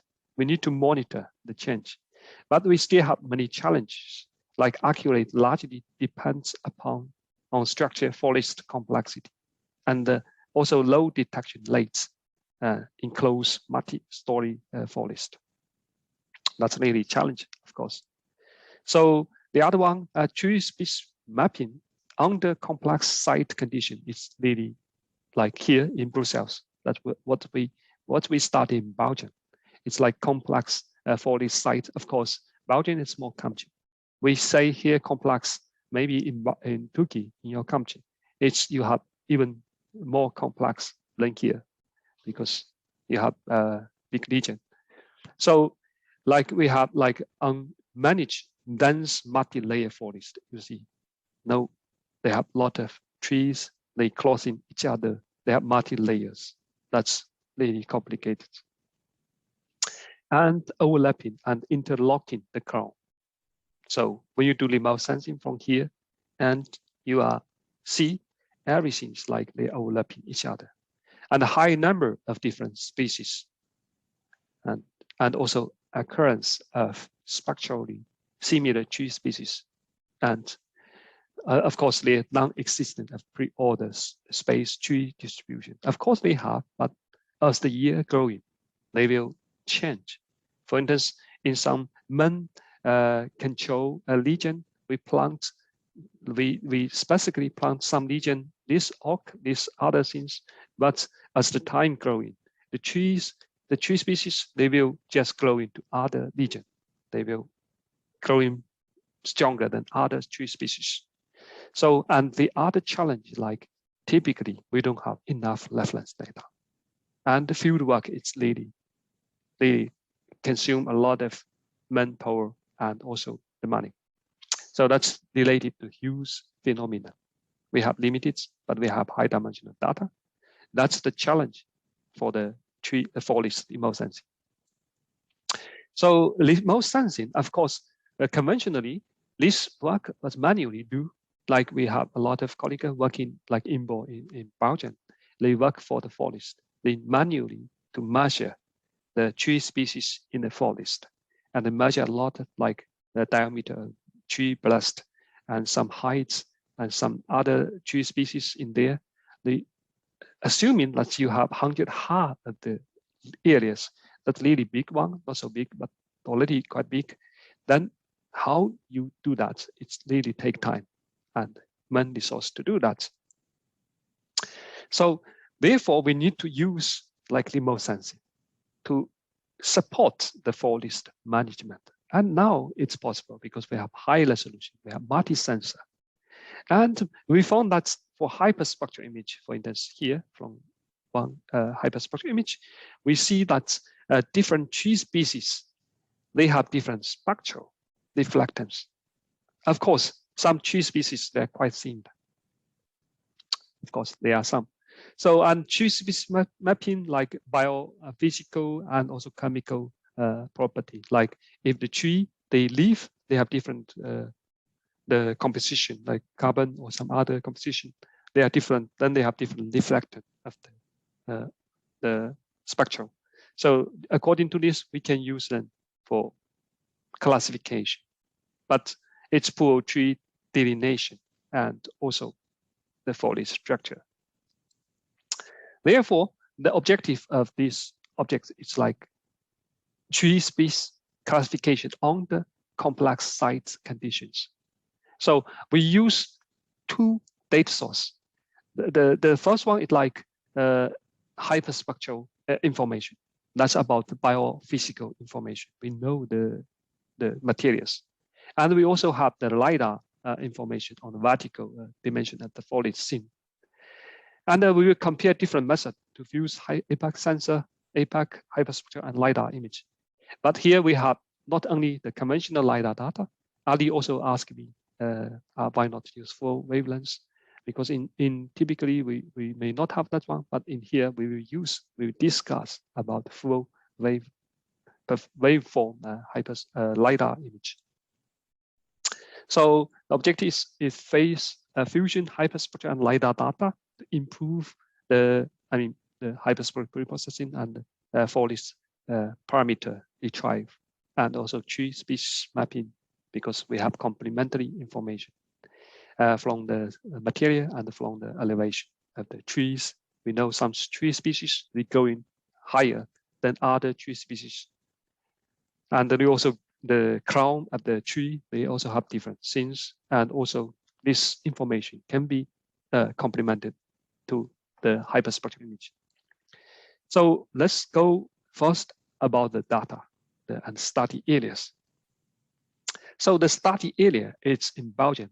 It's this part of the Belgium. And this forest contain like 66 ha forest reserve. It's a big one in Belgium, but in some other countries, maybe it's not so big.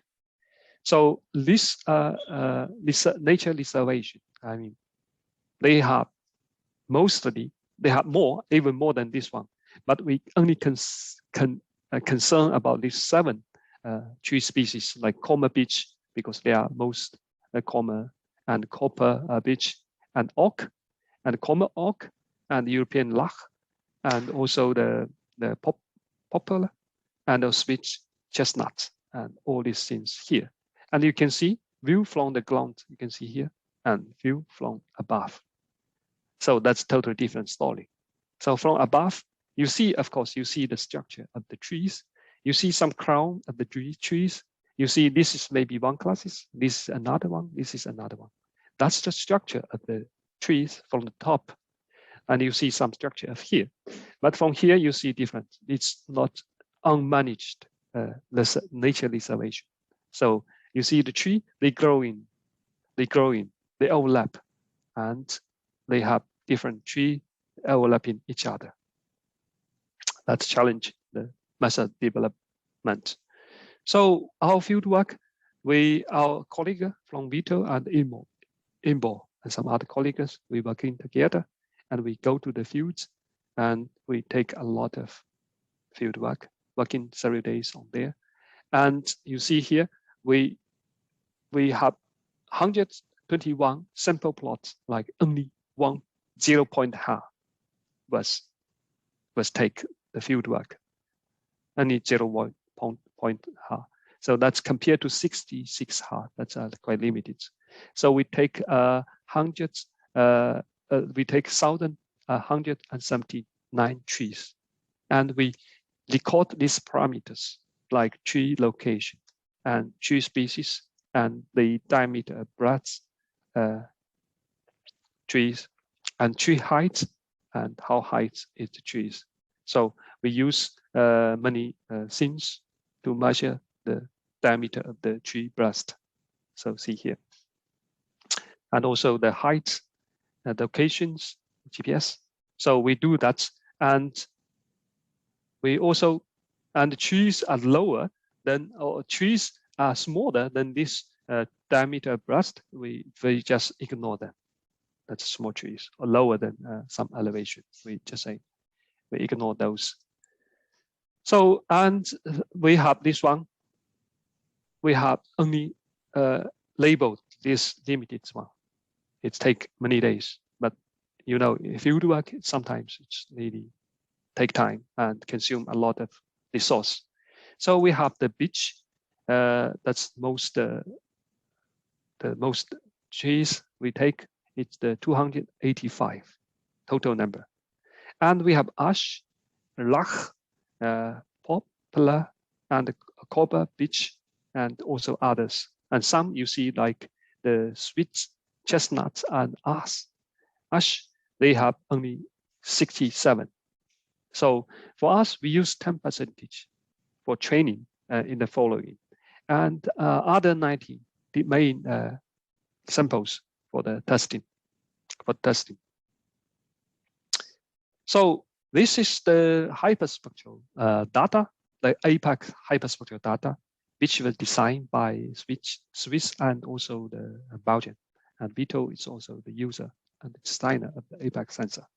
So this image was captured in the June 2010. That was almost 10 years before.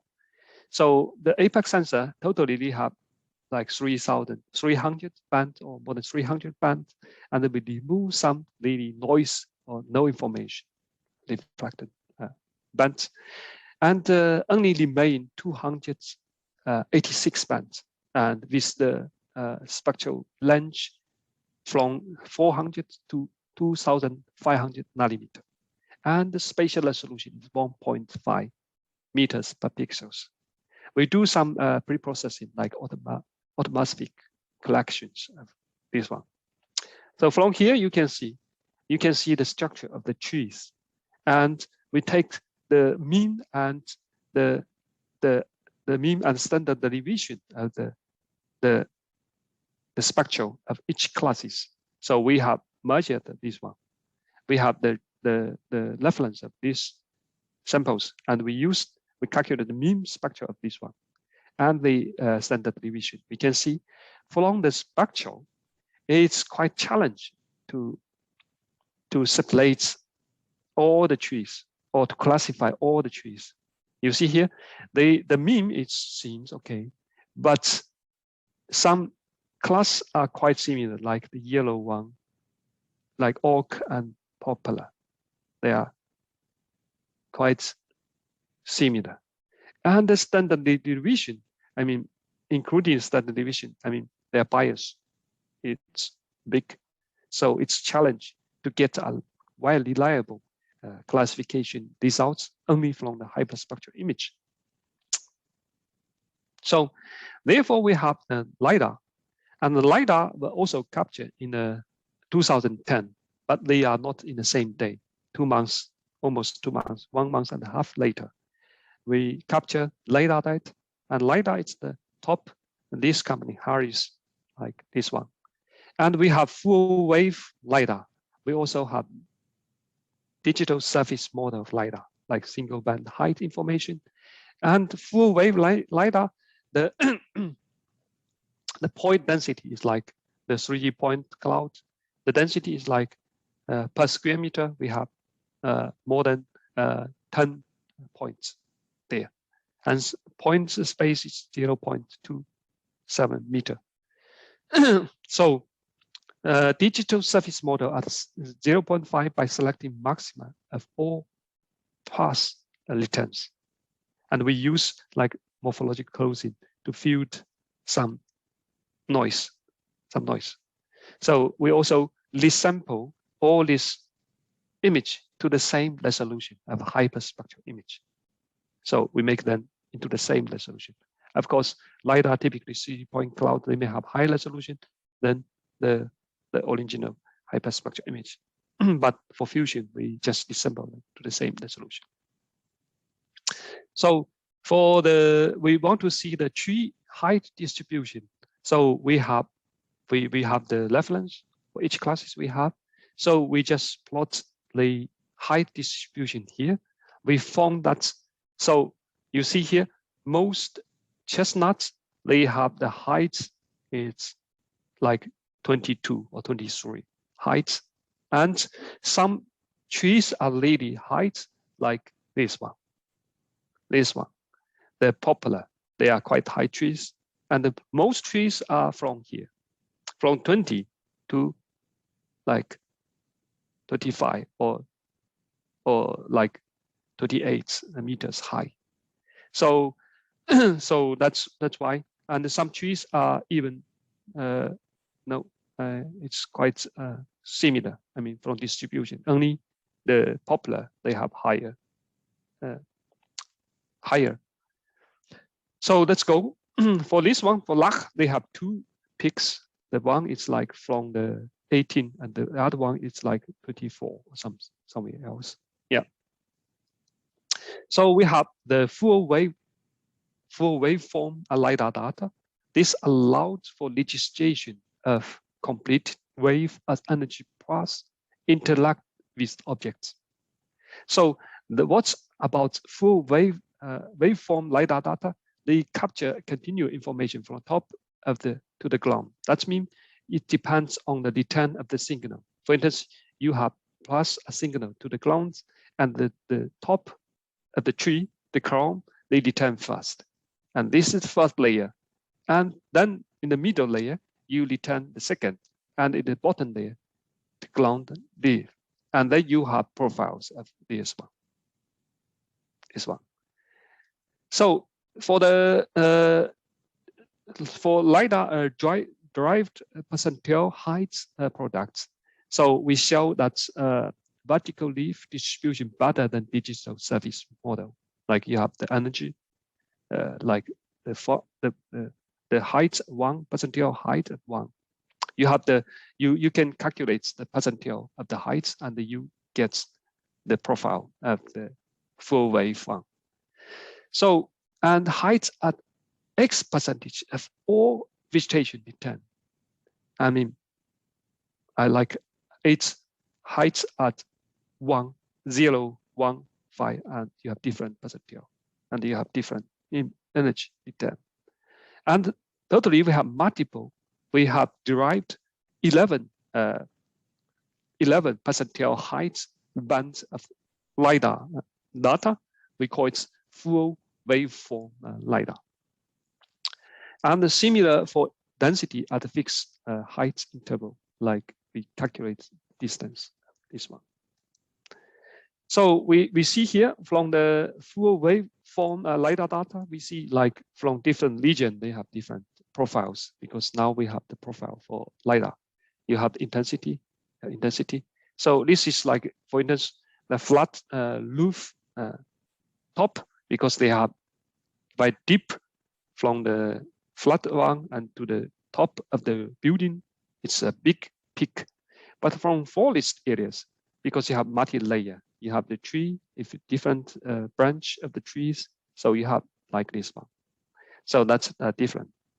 Since that can be derived from the full waveform LiDAR data. So from the LiDAR derived percentile heights, then we have 11 LiDAR bands. Okay, and it's showing vertical leaf distribution better than any single band, any single band, and the height at X percentage of the height percentile. I mean, of all vegetation returns and 11. So we plot these classes, LiDAR profiles here, and we found that you see here they are classes different, like Lach. The profiles seems like here. And from spectral, they have another profiles, like the green one, the popular. They have different. Others are quite similar. You can see the spectral, the Lach here, and also the popular. They are different, quite different, of course, here. I mean, this is the mean and the standard deviation of the profile. Like you have 11 band, for each band, there are 11 band, they have the profile of this one, and you can get the profile. So now we need to do the image pre-processing, because the hyperspectral data we get from the APEX sensor, they degraded by noise. So we know the hyperspectral denoising is challenge. I know some colleague from Istanbul Technical University working on image distillation on this one. So we have high dimensional data, like high dimensional hyperspectral image, and we have like 1,000 even or 300 bands, and we know that each band they have different noise level. See here, some in a wavelength, in the near infrared, and also in the UV, near UV, you have the degraded noise. In a visible, you have better quality. And how to restore this image? We can use existing restoration methods that we use for normal RGB, but that's quite challenging, because for hyperspectral image, like if I mean, for normal image restoration, we try to like calculate the difference between estimate and reference, plus some regression. Regression can be total variation or like sparsity, or some other regression, or non-local means or something else. So, but when you use this one for RGB or for single band, it's easier. But for high dimensional one, then it's high, because you need to estimate lambda for each band. And each band you have different noise level. So lambda should be different. And if you have balloon, like deep learning, you have the shaking of your camera, or the tree is shaking by wind, then you have balloon. So you need to estimate the kernel of the balloon that's contain noise, and that's high computation complexity, and will lead to poor performance of your algorithm. Like, therefore, I propose new pre-processing methods for hyperspectral image denoising. So the method I propose is first to decomposite the original high dimensional data into the PCA domain, and we separate the information and the noise into two different parts.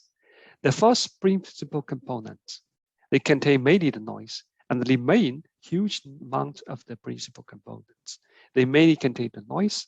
See here, the first 10 principal components, they contain information, and the remaining 819 bands, they made in the noise. So therefore, for image restoration, we only focus on the information. For instance, on deep learning or super resolution or like other things, you only need to restoration. This part, this is only noise. The only thing that you need to do is just reduce the noise. Of course, you will say, okay, we can we can delete this one. We don't need this one. But remember, there's some information here.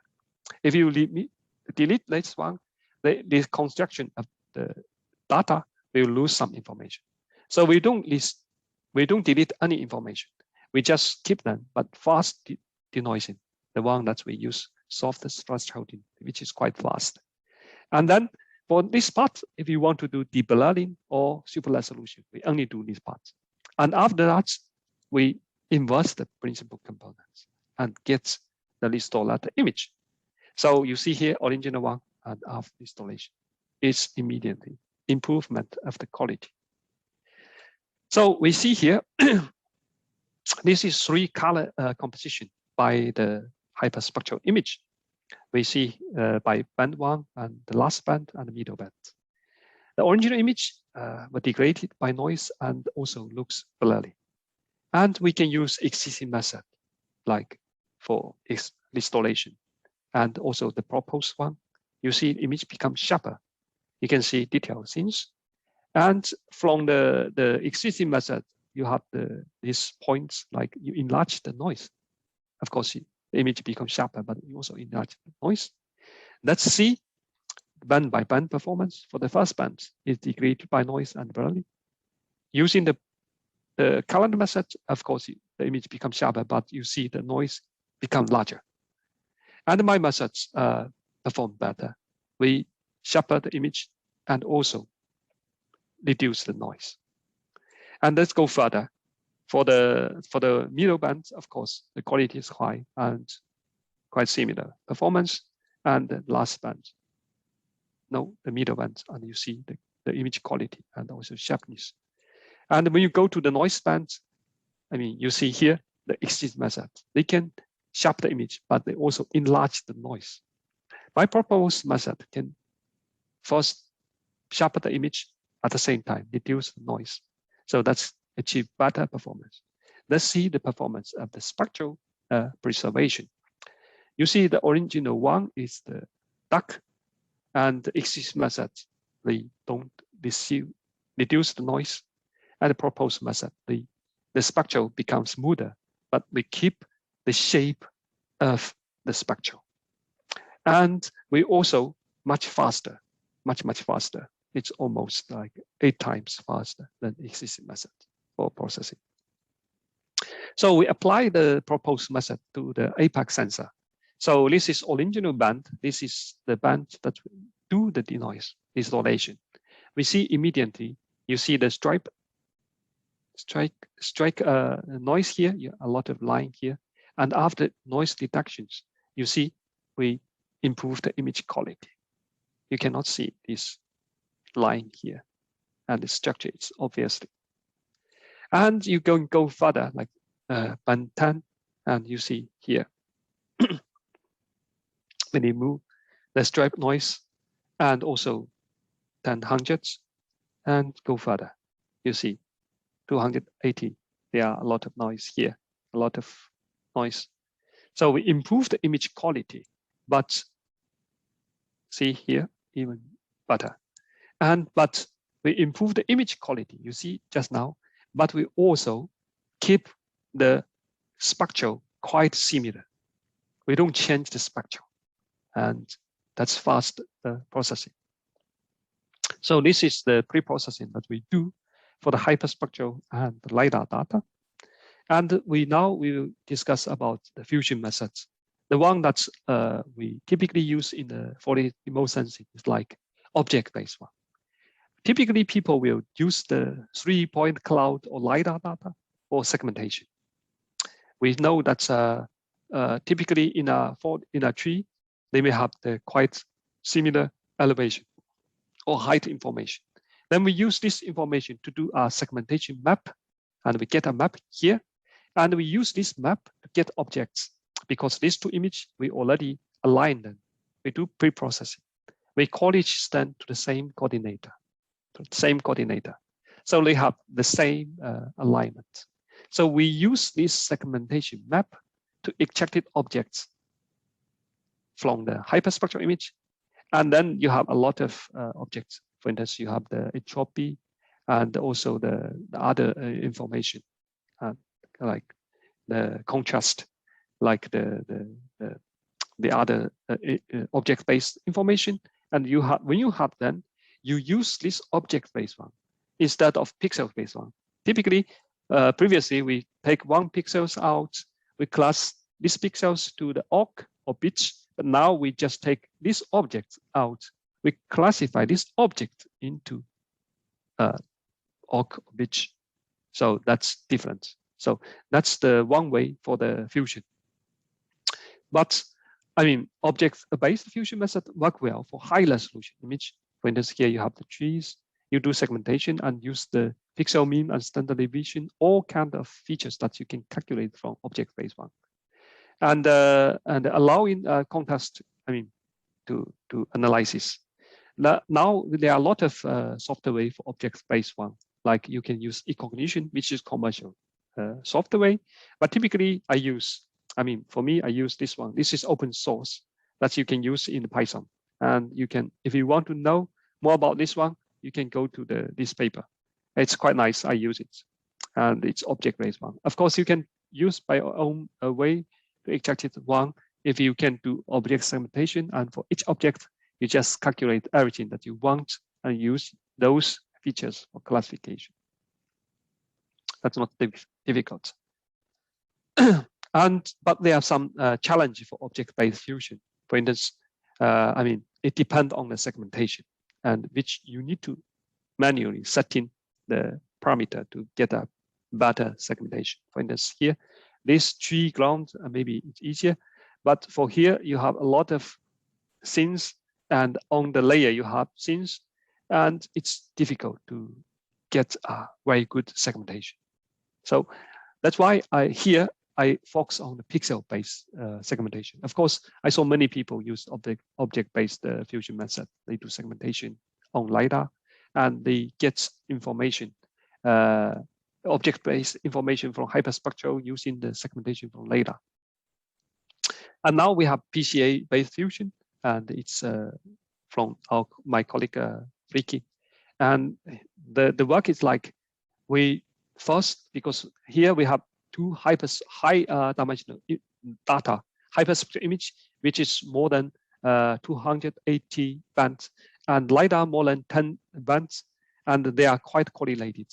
So the first one is we use the PCA to decorrelate the data and also normalize then after PCA.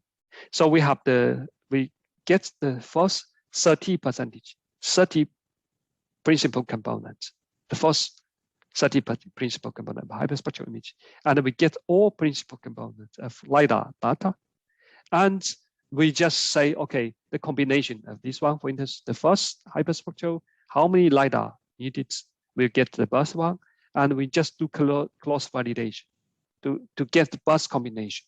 Okay, we change the number of the principal component hyperspectral and change the number of LiDAR principal components, and we just get the best combination to classify. We use SVN classifier, and we do accuracy assessment, and we select the best species map.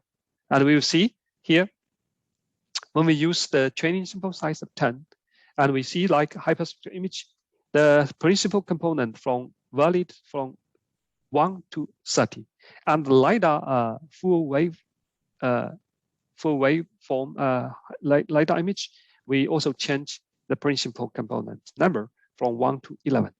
So we can see like when you have lower dimension of LiDAR and hyperspectral, it's not so good. When you go, the hyperspectral go like this way, but with one full wave LiDAR, it's like here is not the best. So it seems like the results will be somewhere here. That will be the perform. See here, perform the best somewhere here. That means we need to find the results something like you need to 8 or 7 or how many full wave LiDAR data need, and we need more hyperspectral. The combination of the principal component will get the better results. So we also, with the training sample size of 30, that seems more stable, and we found that here, it will get almost the burst like here.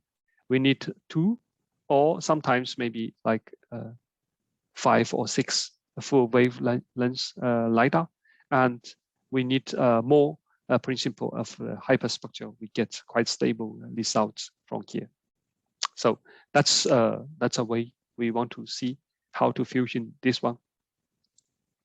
So we also calculate the statistical analysis of this one. So we only use low hyperspectral image, low LiDAR data, we get these results. So this is training simple, like blue one with training simple 10 and red one with training simple 30. So we see here, if you using principal components of the hyperspectral, principal components of LiDAR, it won't be significant change. But if you fuse the PCA of the hyperspectral and LiDAR, it's increase. So LiDAR, see here. So see kappa coefficient and also importance of canopy structure. And we transfer to there, and hyperspectral, it's like significant kappa increasing for 5%. I mean, for 10, especially for when the training sample is limited. So they increase a lot. For LiDAR, it's not significant for PCA. When you change to this one, but for fusion, then it change significant, increasing kappa or changing sample size. So that means it's better. Effect largely for small changing sample size, it changes a lot. So typically we have very limited changing sample size. So that's why it makes sense to fusion the hyperspectral and LiDAR data in the PCA domain. And also, like we have the PCA feature fusion, like we have this one. This is like a Z score. We see if the Z score is bigger than 1.96, that means significantly increase. So we can see, like, compared to the LiDAR low hyperspectral image using the others, like the PC hyperspectral, it's significant, and others are also significant. See, so all the values, especially for this one, it's 0.1. It's like PC LiDAR and low LiDAR is not significant, and also low LiDAR and PC LiDAR is not significant. Others are quite significant. So that's the Z score from the test.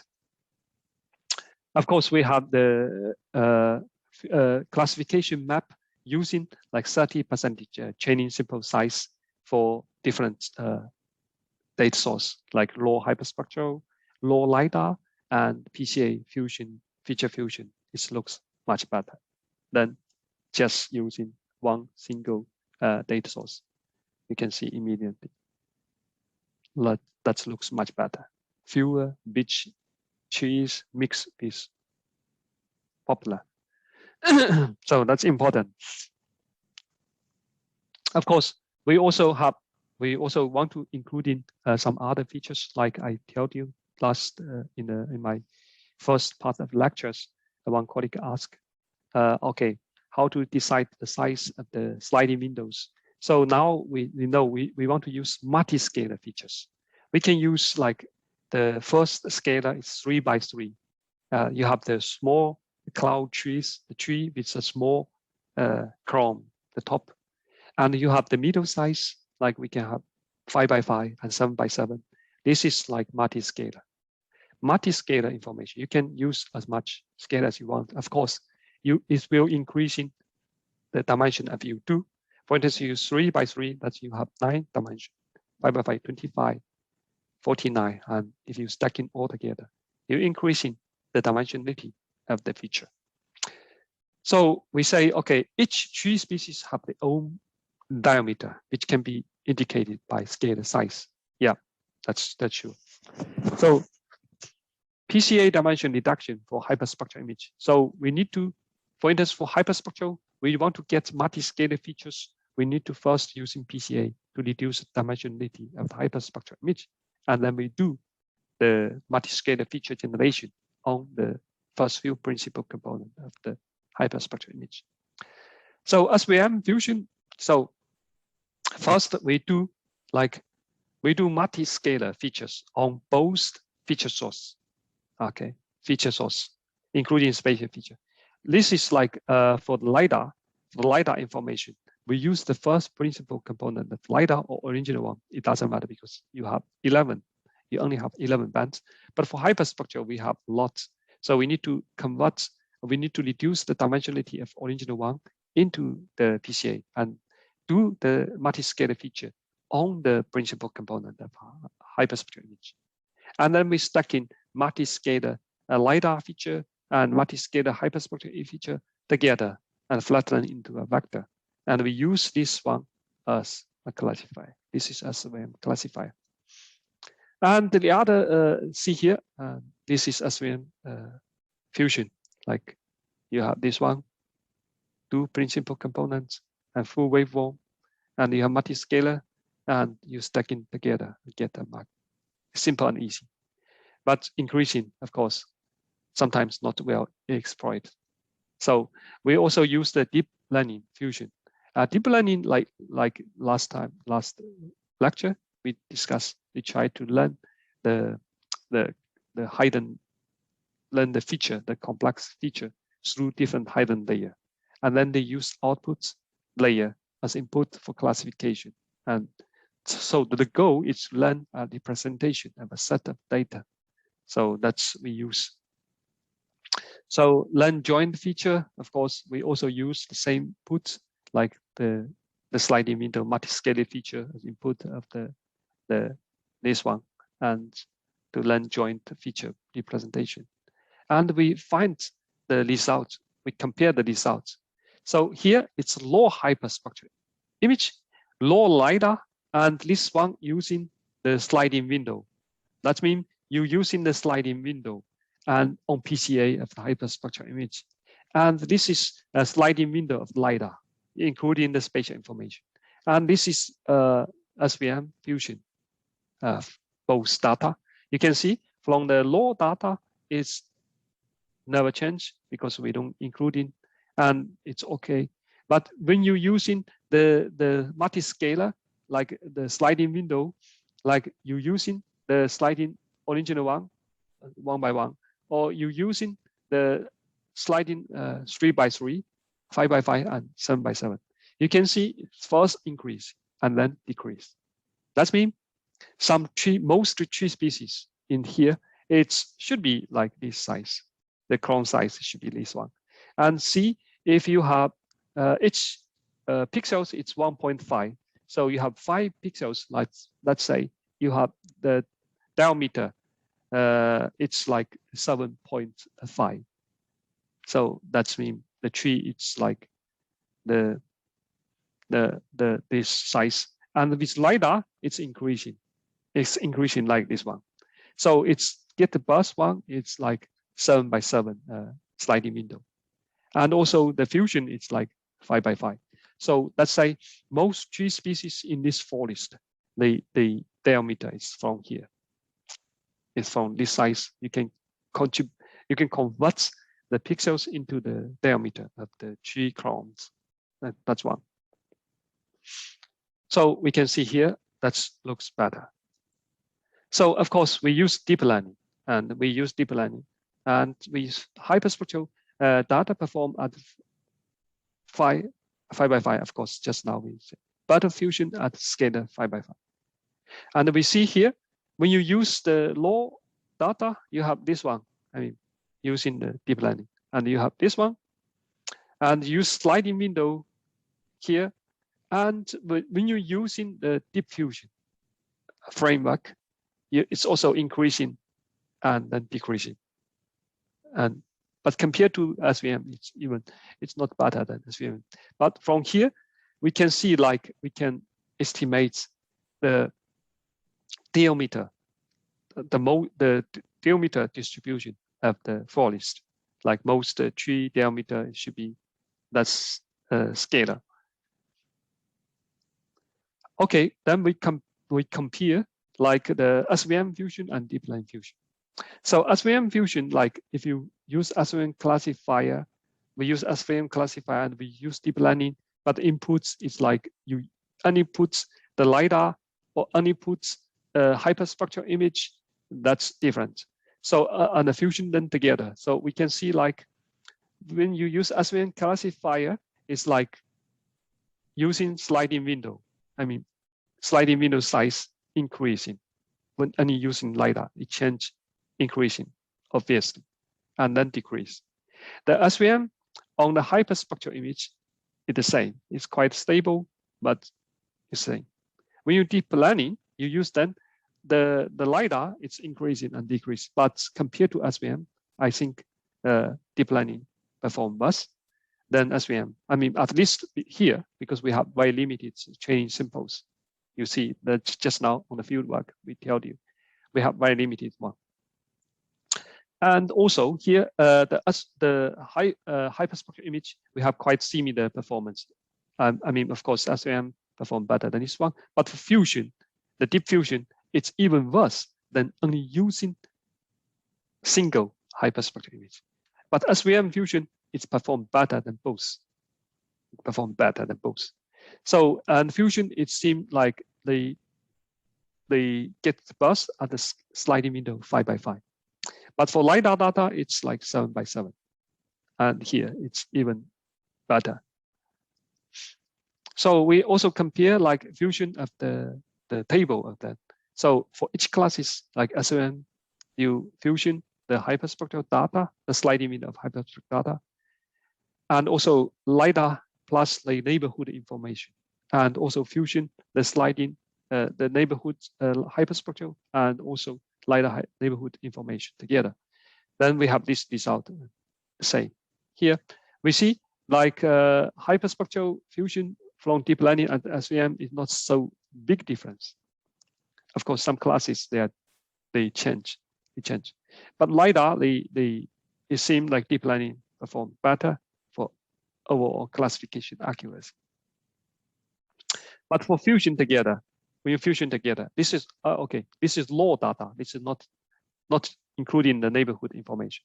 This is raw data, and for here you have the burst fusion, and here the fusion is even worse than single data.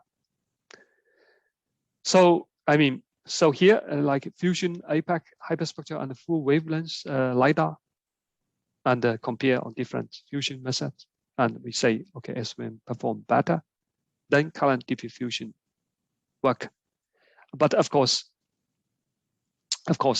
we have very limited training symbol here. I don't want to go to this conclusion because we also work on consider. We also work on the decision level fusion on this for this remote sensing, and you can find the latest work of me. Like we use also deep learning, but different from the one like here. Previously, we only have this framework. We put them together, and now we have both. So we have like we use the LiDAR to get a classification. A classification map. Map is the possibility map. So if you have 7, then you have 7 possibility. For each pixels, they can classify into 7 different classes. So you have 7 possibility map. And for hyperspectral image, you also have using the like neighborhood information, you including them, and you also have the possibility map here. And then fusion of the deep learning, we have 2 stages. The first stage is like for each individual one, you do normal view the deep learning. And for here, for the later, we use the possibility map as the inputs to classification, to input of the deep neural network and to the classification and gets results. So that will be better. For one thing, like this one, these features, they have the same dimensionality, and they also, I mean, from here we see the LiDAR, and here the low LiDAR and the low hyperspectral, and quite similar, but fusion different. So that means here we use this one. And we see, like you can see, we have the possibility map for hyperspectral image, the possibility map 1, 5, 1, 3, 5, and 7. That means you can see the possibility map because the class classify into the class 1. That means they highlight something here differently. And the 3, they classify some other trees. And this one, they classify some other bright trees. And here they have different map. And if you find this map, the possibility map of LiDAR, they are quite different, but they are quite complementary information can be found from here. Of course, we use the masker because in LiDAR data, you don't have this one. These 2 lines that we use the masker from hyperspectral image. And you can see the map, it's quite complex, complementary. Of course, we can also see from the spectral, the profiles change. Like this is the profile of the possibility, the vector of the possibility.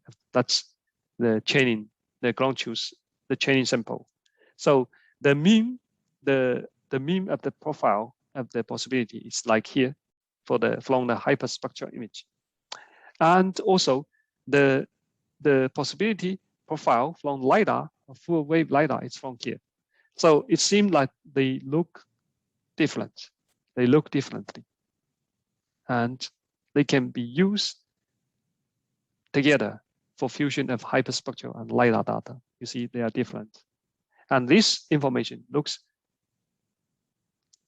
better and more discriminate than original spectral and also the LiDAR data profile. And then I use decision fusion to fuse the level 2-stage of this one. So if we use original LiDAR, the hyperspectral, we get this one for SVM. If we use original digital surface model, this is only single band. Single band, we get this one. If we use full waveform LiDAR, we get this one. And if we include in spatial information of the hyperspectral, we get this one. And if we use only the spatial information of the single band LiDAR, we get this one. And this is the spatial information of full waveform LiDAR we get here. Deep learning is the same with different feature source. So we can see from here, for each feature source, we found that the hyperspectral image with the neighborhood information gets the best performance. I mean, for single source, of course, for overall classification accuracy and kappa coefficient. But for average, like the deep learning here, of course, we can see, including the spatial information for both hyperspectral and LiDAR, improve the performance. So even for single band digital surface model, we have 8% improvement. And for full wavelength, it's almost 10. And it's also here, you can find that. That's including that one also improve the performance. That means we will use the spatial using neighborhoods plus original one to classification. And if we do fusion of the single band of hyperspectral LiDAR and the hyperspectral image, we get these out. And with fusion of full waveform LiDAR and hyperspectral, we get this one. We see the results. So if we use SVM fusion and normal deep learning fusion and the proposed 2-stage fusion, we have different results. So normal SVM fusion we see here, and we get the best performance using the single band LiDAR. We get 82.3 cents. And if you use deep learning, it's even worse. The 1-stage, and if you use proposed 2-stage, it's much better than before, than these 2 methods. So let's work on the full waveform. Like full waveform, of course, is much better than single band LiDAR data. It's increasing like 3% of the overall classification accuracy. And also the deep fusion, they also better. But the proposed two-stage deep learning fusion and perform much better than the single LiDAR bands. And we have almost, for each class is more than 60% accuracy. And we also see that the different combination of the methods. So we see here, this is single band LiDAR data and fusion for deep learning So we can see here, SVM fusion perform good, and our proposed one perform better, the best for here. See the original hyperspectral and the original full wave LiDAR, and also like including spatial information of the full wave LiDAR and spatial information of hyperspectral, they go in like this one, and deep learning, normal deep learning fusion, and propose the fusion like here. Okay. Like here, it's the best one. So we can see, and also here sliding window. Let's see sliding window increasing and how it's going. Oh, I'm sorry, I mistake. This is the different since this should be SVM, and this should be deep learning. I confused you. So, but we can also find some other information. For instance, here from SVM, we see like the clone, the size, the sliding window, the fusion, they achieve the burst in the sliding window of 5 by 5. And when you go there, it's becomes stable for LiDAR and goes down. And here we have the same finding here. When go here and go slow down. That means in this nature reservation, most the cloud, the diameter of the cloud in this forest, it's about like 7.5 meter. And also between the 7.5 and also you can point this one, it's 10, between 7 and 10, the diameter. So we can estimate that one. And of course, this is the same presentation, the combination of the PCA and number of PCA and number of principal components of the LiDAR as a function. We can see that's quite stable for full wavelengths. So that's the conclusion. So in future, we have a lot of future work. We need to apply more forest reservation. Like we have other testing, and I didn't work on the following projects on the forest. And we want to also fusion extremely high resolution image from UAV. And we use a lot of UAV today. And we have more data like LiDAR, hyperspectral, multispectral, and maybe other data source can be used for forest. That's my presentation today. Thank you. If you have any questions, please. Thank you. Thank you very much, Wenzhi, for your nice presentation. That includes a really challenging problem in remote sensing. And then you explained your research area and the new methods that we can use at least to solve this kind of problems.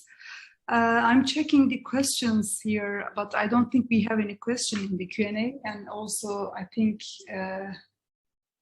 in Google, there are some messages for you. Thank you for something like thank you for your presentation. And actually, I have a question.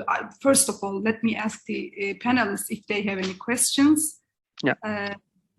Or audience. Oh, okay. Indeed, yeah, I have one. If you allow me to ask. So, so thank you again for the very nice presentation. So, a very interesting research topic. So, thank you. So I have a number of questions. So first, I'd like to start with the ground truth information. So you said that you collected diameter at breeze height. So for example, what do you think? Is it possible to extract that critical information for forestry from the output of your results? Yes. Because the forest engineers are really dealing with the diameter tree site, as far as I know.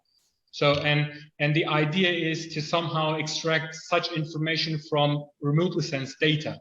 So of course the tree species, the classification is really important, and the next step should be the estimating the diameter tree site. So what do you think? Is it possible to do it with some kind of tree allometry or allometric equations and so on? Yeah, that's really a challenge. I didn't think too much because I'm not working on remote sensing, but I think, like you say, it depends on your classification accuracy. Mm-hmm. And if you because you want to estimate from your classification and use the classification, for instance, the clown diameter of clown, and you want to estimate some other parameters. And I think it's challenging. Of course, it's possible. It depends on your classification accuracy. Mm-hmm. Okay. Yeah. So another question can be, so you showed us some LiDAR height information with respect to some tree species, but of course it depends on the age of the tree. So so if there's a young tree, so for example, this would probably change. So what do you think this, can this LiDAR profiles or height profiles can be expanded to other areas dealing with some old or young trees, etc., or mature trees? What do you think? Yeah, that's sure. Like they change. Like young trees, they growing, and they have seasonal change. Of course, not only the height, but also sometimes the diameter.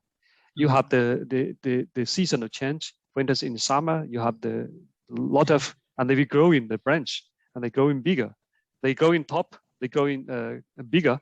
But for older trees, it's quite stable. Of course, you can see the seasonal change. But that's of course the challenge. Of course, I tell you that's the challenge. We haven't, at least I haven't considered that one. But you are right. We need to take those into account. Thanks. Okay. Yeah. So, so may I continue to ask questions, or what do you think, Yushanjan? So okay, then I've finished my questions then. So and as far as I know, you started with the segmentation from LiDAR dataset. So so you used segmentation for directly the LiDAR dataset. So what do you think? Will it be meaningful to perform the segmentation, the prior segmentation that you use with the joint processing as well, like data fusion? Yeah, that will be better. So typically, this is an easy way because you have the 3D point cloud, and we assume like different trees, they have different elevation layers. So we are simply using the LiDAR to segmentate the data, and the segmentation map is from LiDAR.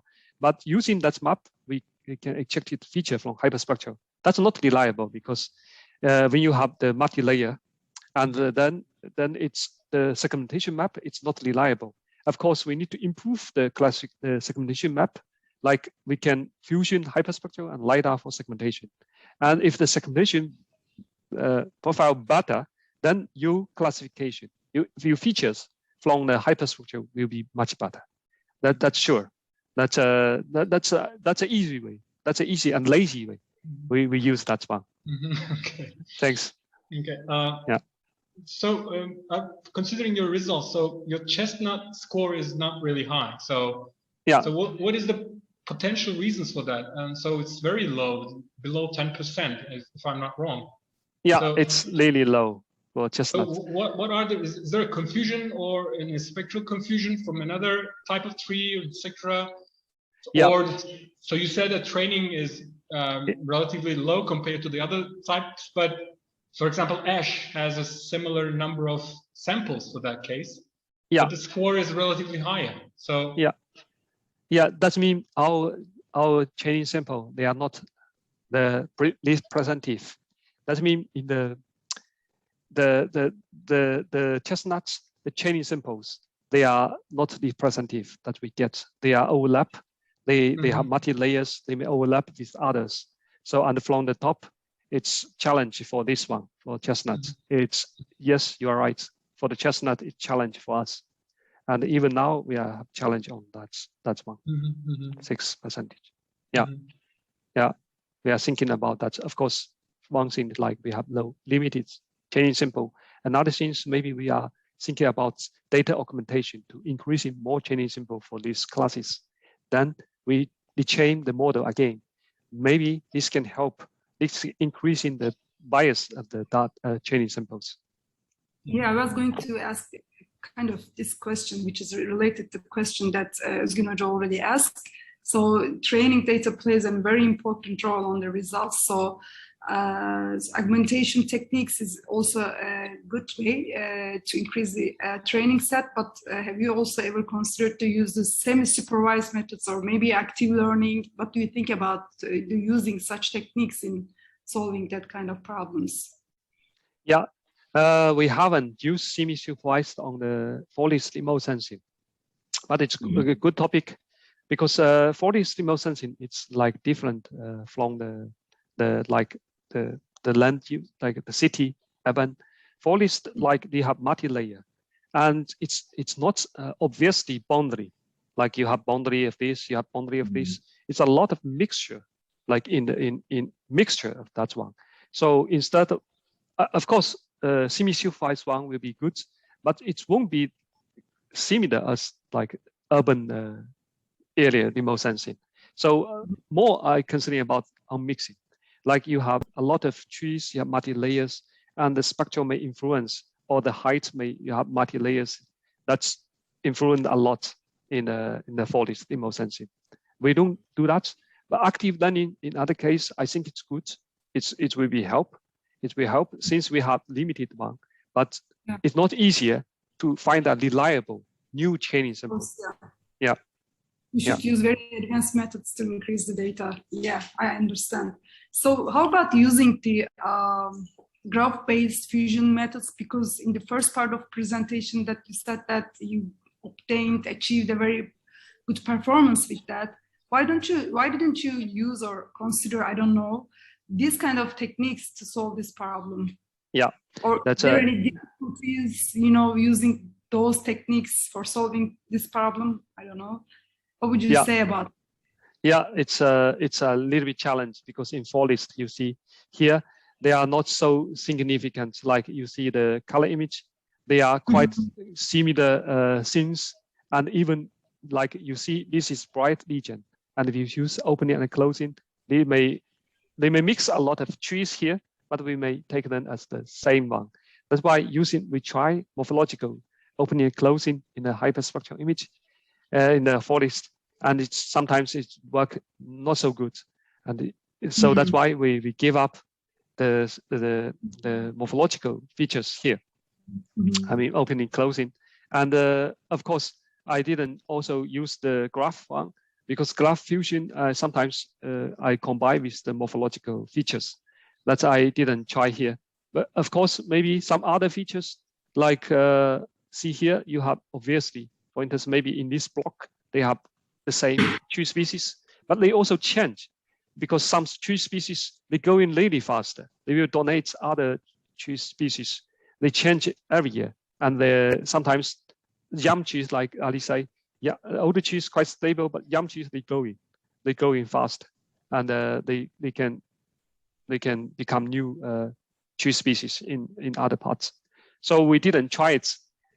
We try opening, but we don't try the graph fusion in here. Thanks, Gushen. Sure. So we have a couple of questions from audiences. So you can also see from the Q&A, and let me read these questions for you. Yeah. Assam is from India. If the elevation values and reflectance values both are same, then how do we discriminate? Yeah. That's unfortunately, if the spectral and they are the same, we will classify them into the same classes. That's high possibility, and that's of course you can find other features, maybe texture, and texture sometimes it's not easier to extract it then. Yeah, so that's why here typically if we use the way that I use here, we will classify into the same class. there's a question about using the textual data from İrem İsmailoğlu from Turkey. It was an inspiring work. Glad to have a chance to listen it. If I couldn't catch, I'm sorry, but how did you merge textual data, which obtained from fieldwork with remote sensing data? Okay, how we merge the texture data? Yeah. Okay. Textual data with remote sensing data. Yeah, so for here, we don't use too much texture data. We only use the scalar data. For instance, here, we use like multi-scalar. We use neighbors, like we take this sliding window, we put a center here, and we increase in the size of sliding window, like we have sliding window 3 by 3, 5 by 5, 7 by 7. And we just put them together. We don't use in other like operator, like Gabber or wavelets. The question is not texture data, it's textual data. So fieldwork, basically ground-based work. You can also say it on the question and answer interface. Okay, let's say. Not texture, but textual. Okay. Okay. So how did you merge the textual which obtained from the fieldwork? So we didn't use that one. We didn't use too much. So see here, textual data, because I'm not an expert on this one, on the forest remote sensing. Indeed, they have the location. Maybe the location can indicate something, like in this location, the high possibility, the like 10 years or 1 year ago, they are oak or something else that can be used for the, for all information, or something like this one can be used, but I didn't use those information. I see it may challenge to use that. So maybe sometimes people also thinking about, okay, we may have even more, because our colleague also take the smartphone, and the information or the photos from the smartphone can be also used, but I didn't consider those.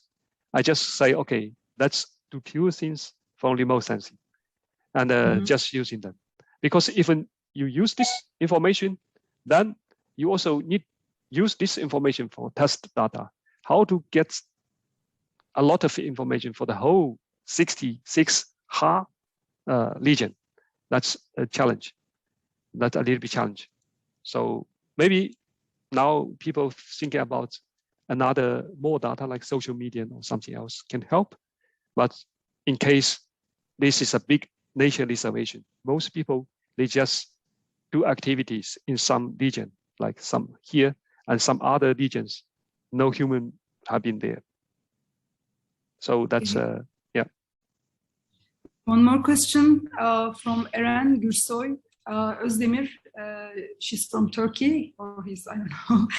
SVM and deep learning vision methods gave different overall accuracy results in different tree species. What is the reason for this? Deep learning methods, yeah. So here, yeah, the different for different classes, they have different accuracy. Of course, this is one thing is like the training samples we have, like for these two, we have limited training samples. That's why the accuracy is quite lower. It's much lower than others. And for others, we can also see the spectral or the features are quite similar. It's quite difficult to separate them because they have quite similar spectral, quite similar, or height, or this kind of trees, they always go close to each other. They overlap each other. That's really challenge. That's really challenge. Yeah. Yeah. Thanks. You've got one more question. Suha Tuna from Turkey. What are your opinions? Yeah, I think you know him. Yeah. What are your opinions on mathematical methods such as tensor decomposition methods in hyperspectral image analysis? Will they emerge, or the dominance of deep learning-based methods will resume? Yes, I think tensor will be will be better. This is for this one, we only consider like one dimensionality, and tensor they can consider more, and of course they can perform better. I would like to see the performance, and I know Suha's work, and it's nice, and I would like to see if you have some ideas. Thanks, Suha. Maybe you guys can make a collaboration. Yeah, yeah. Any other questions from audiences or panelists? Yeah, I have one. First of all, thank you, Wenzhi, for well prepared and beautifully presented presentations. Thanks. I believe that the Ghent University has recently started an initiative about UAV and using hyperspectral and LiDAR. I'm not sure if you're involved or if you're able to talk about it, but you mentioned UAVs and a similar study in the presentation. So I wondered if you have any comments about those things. Yeah.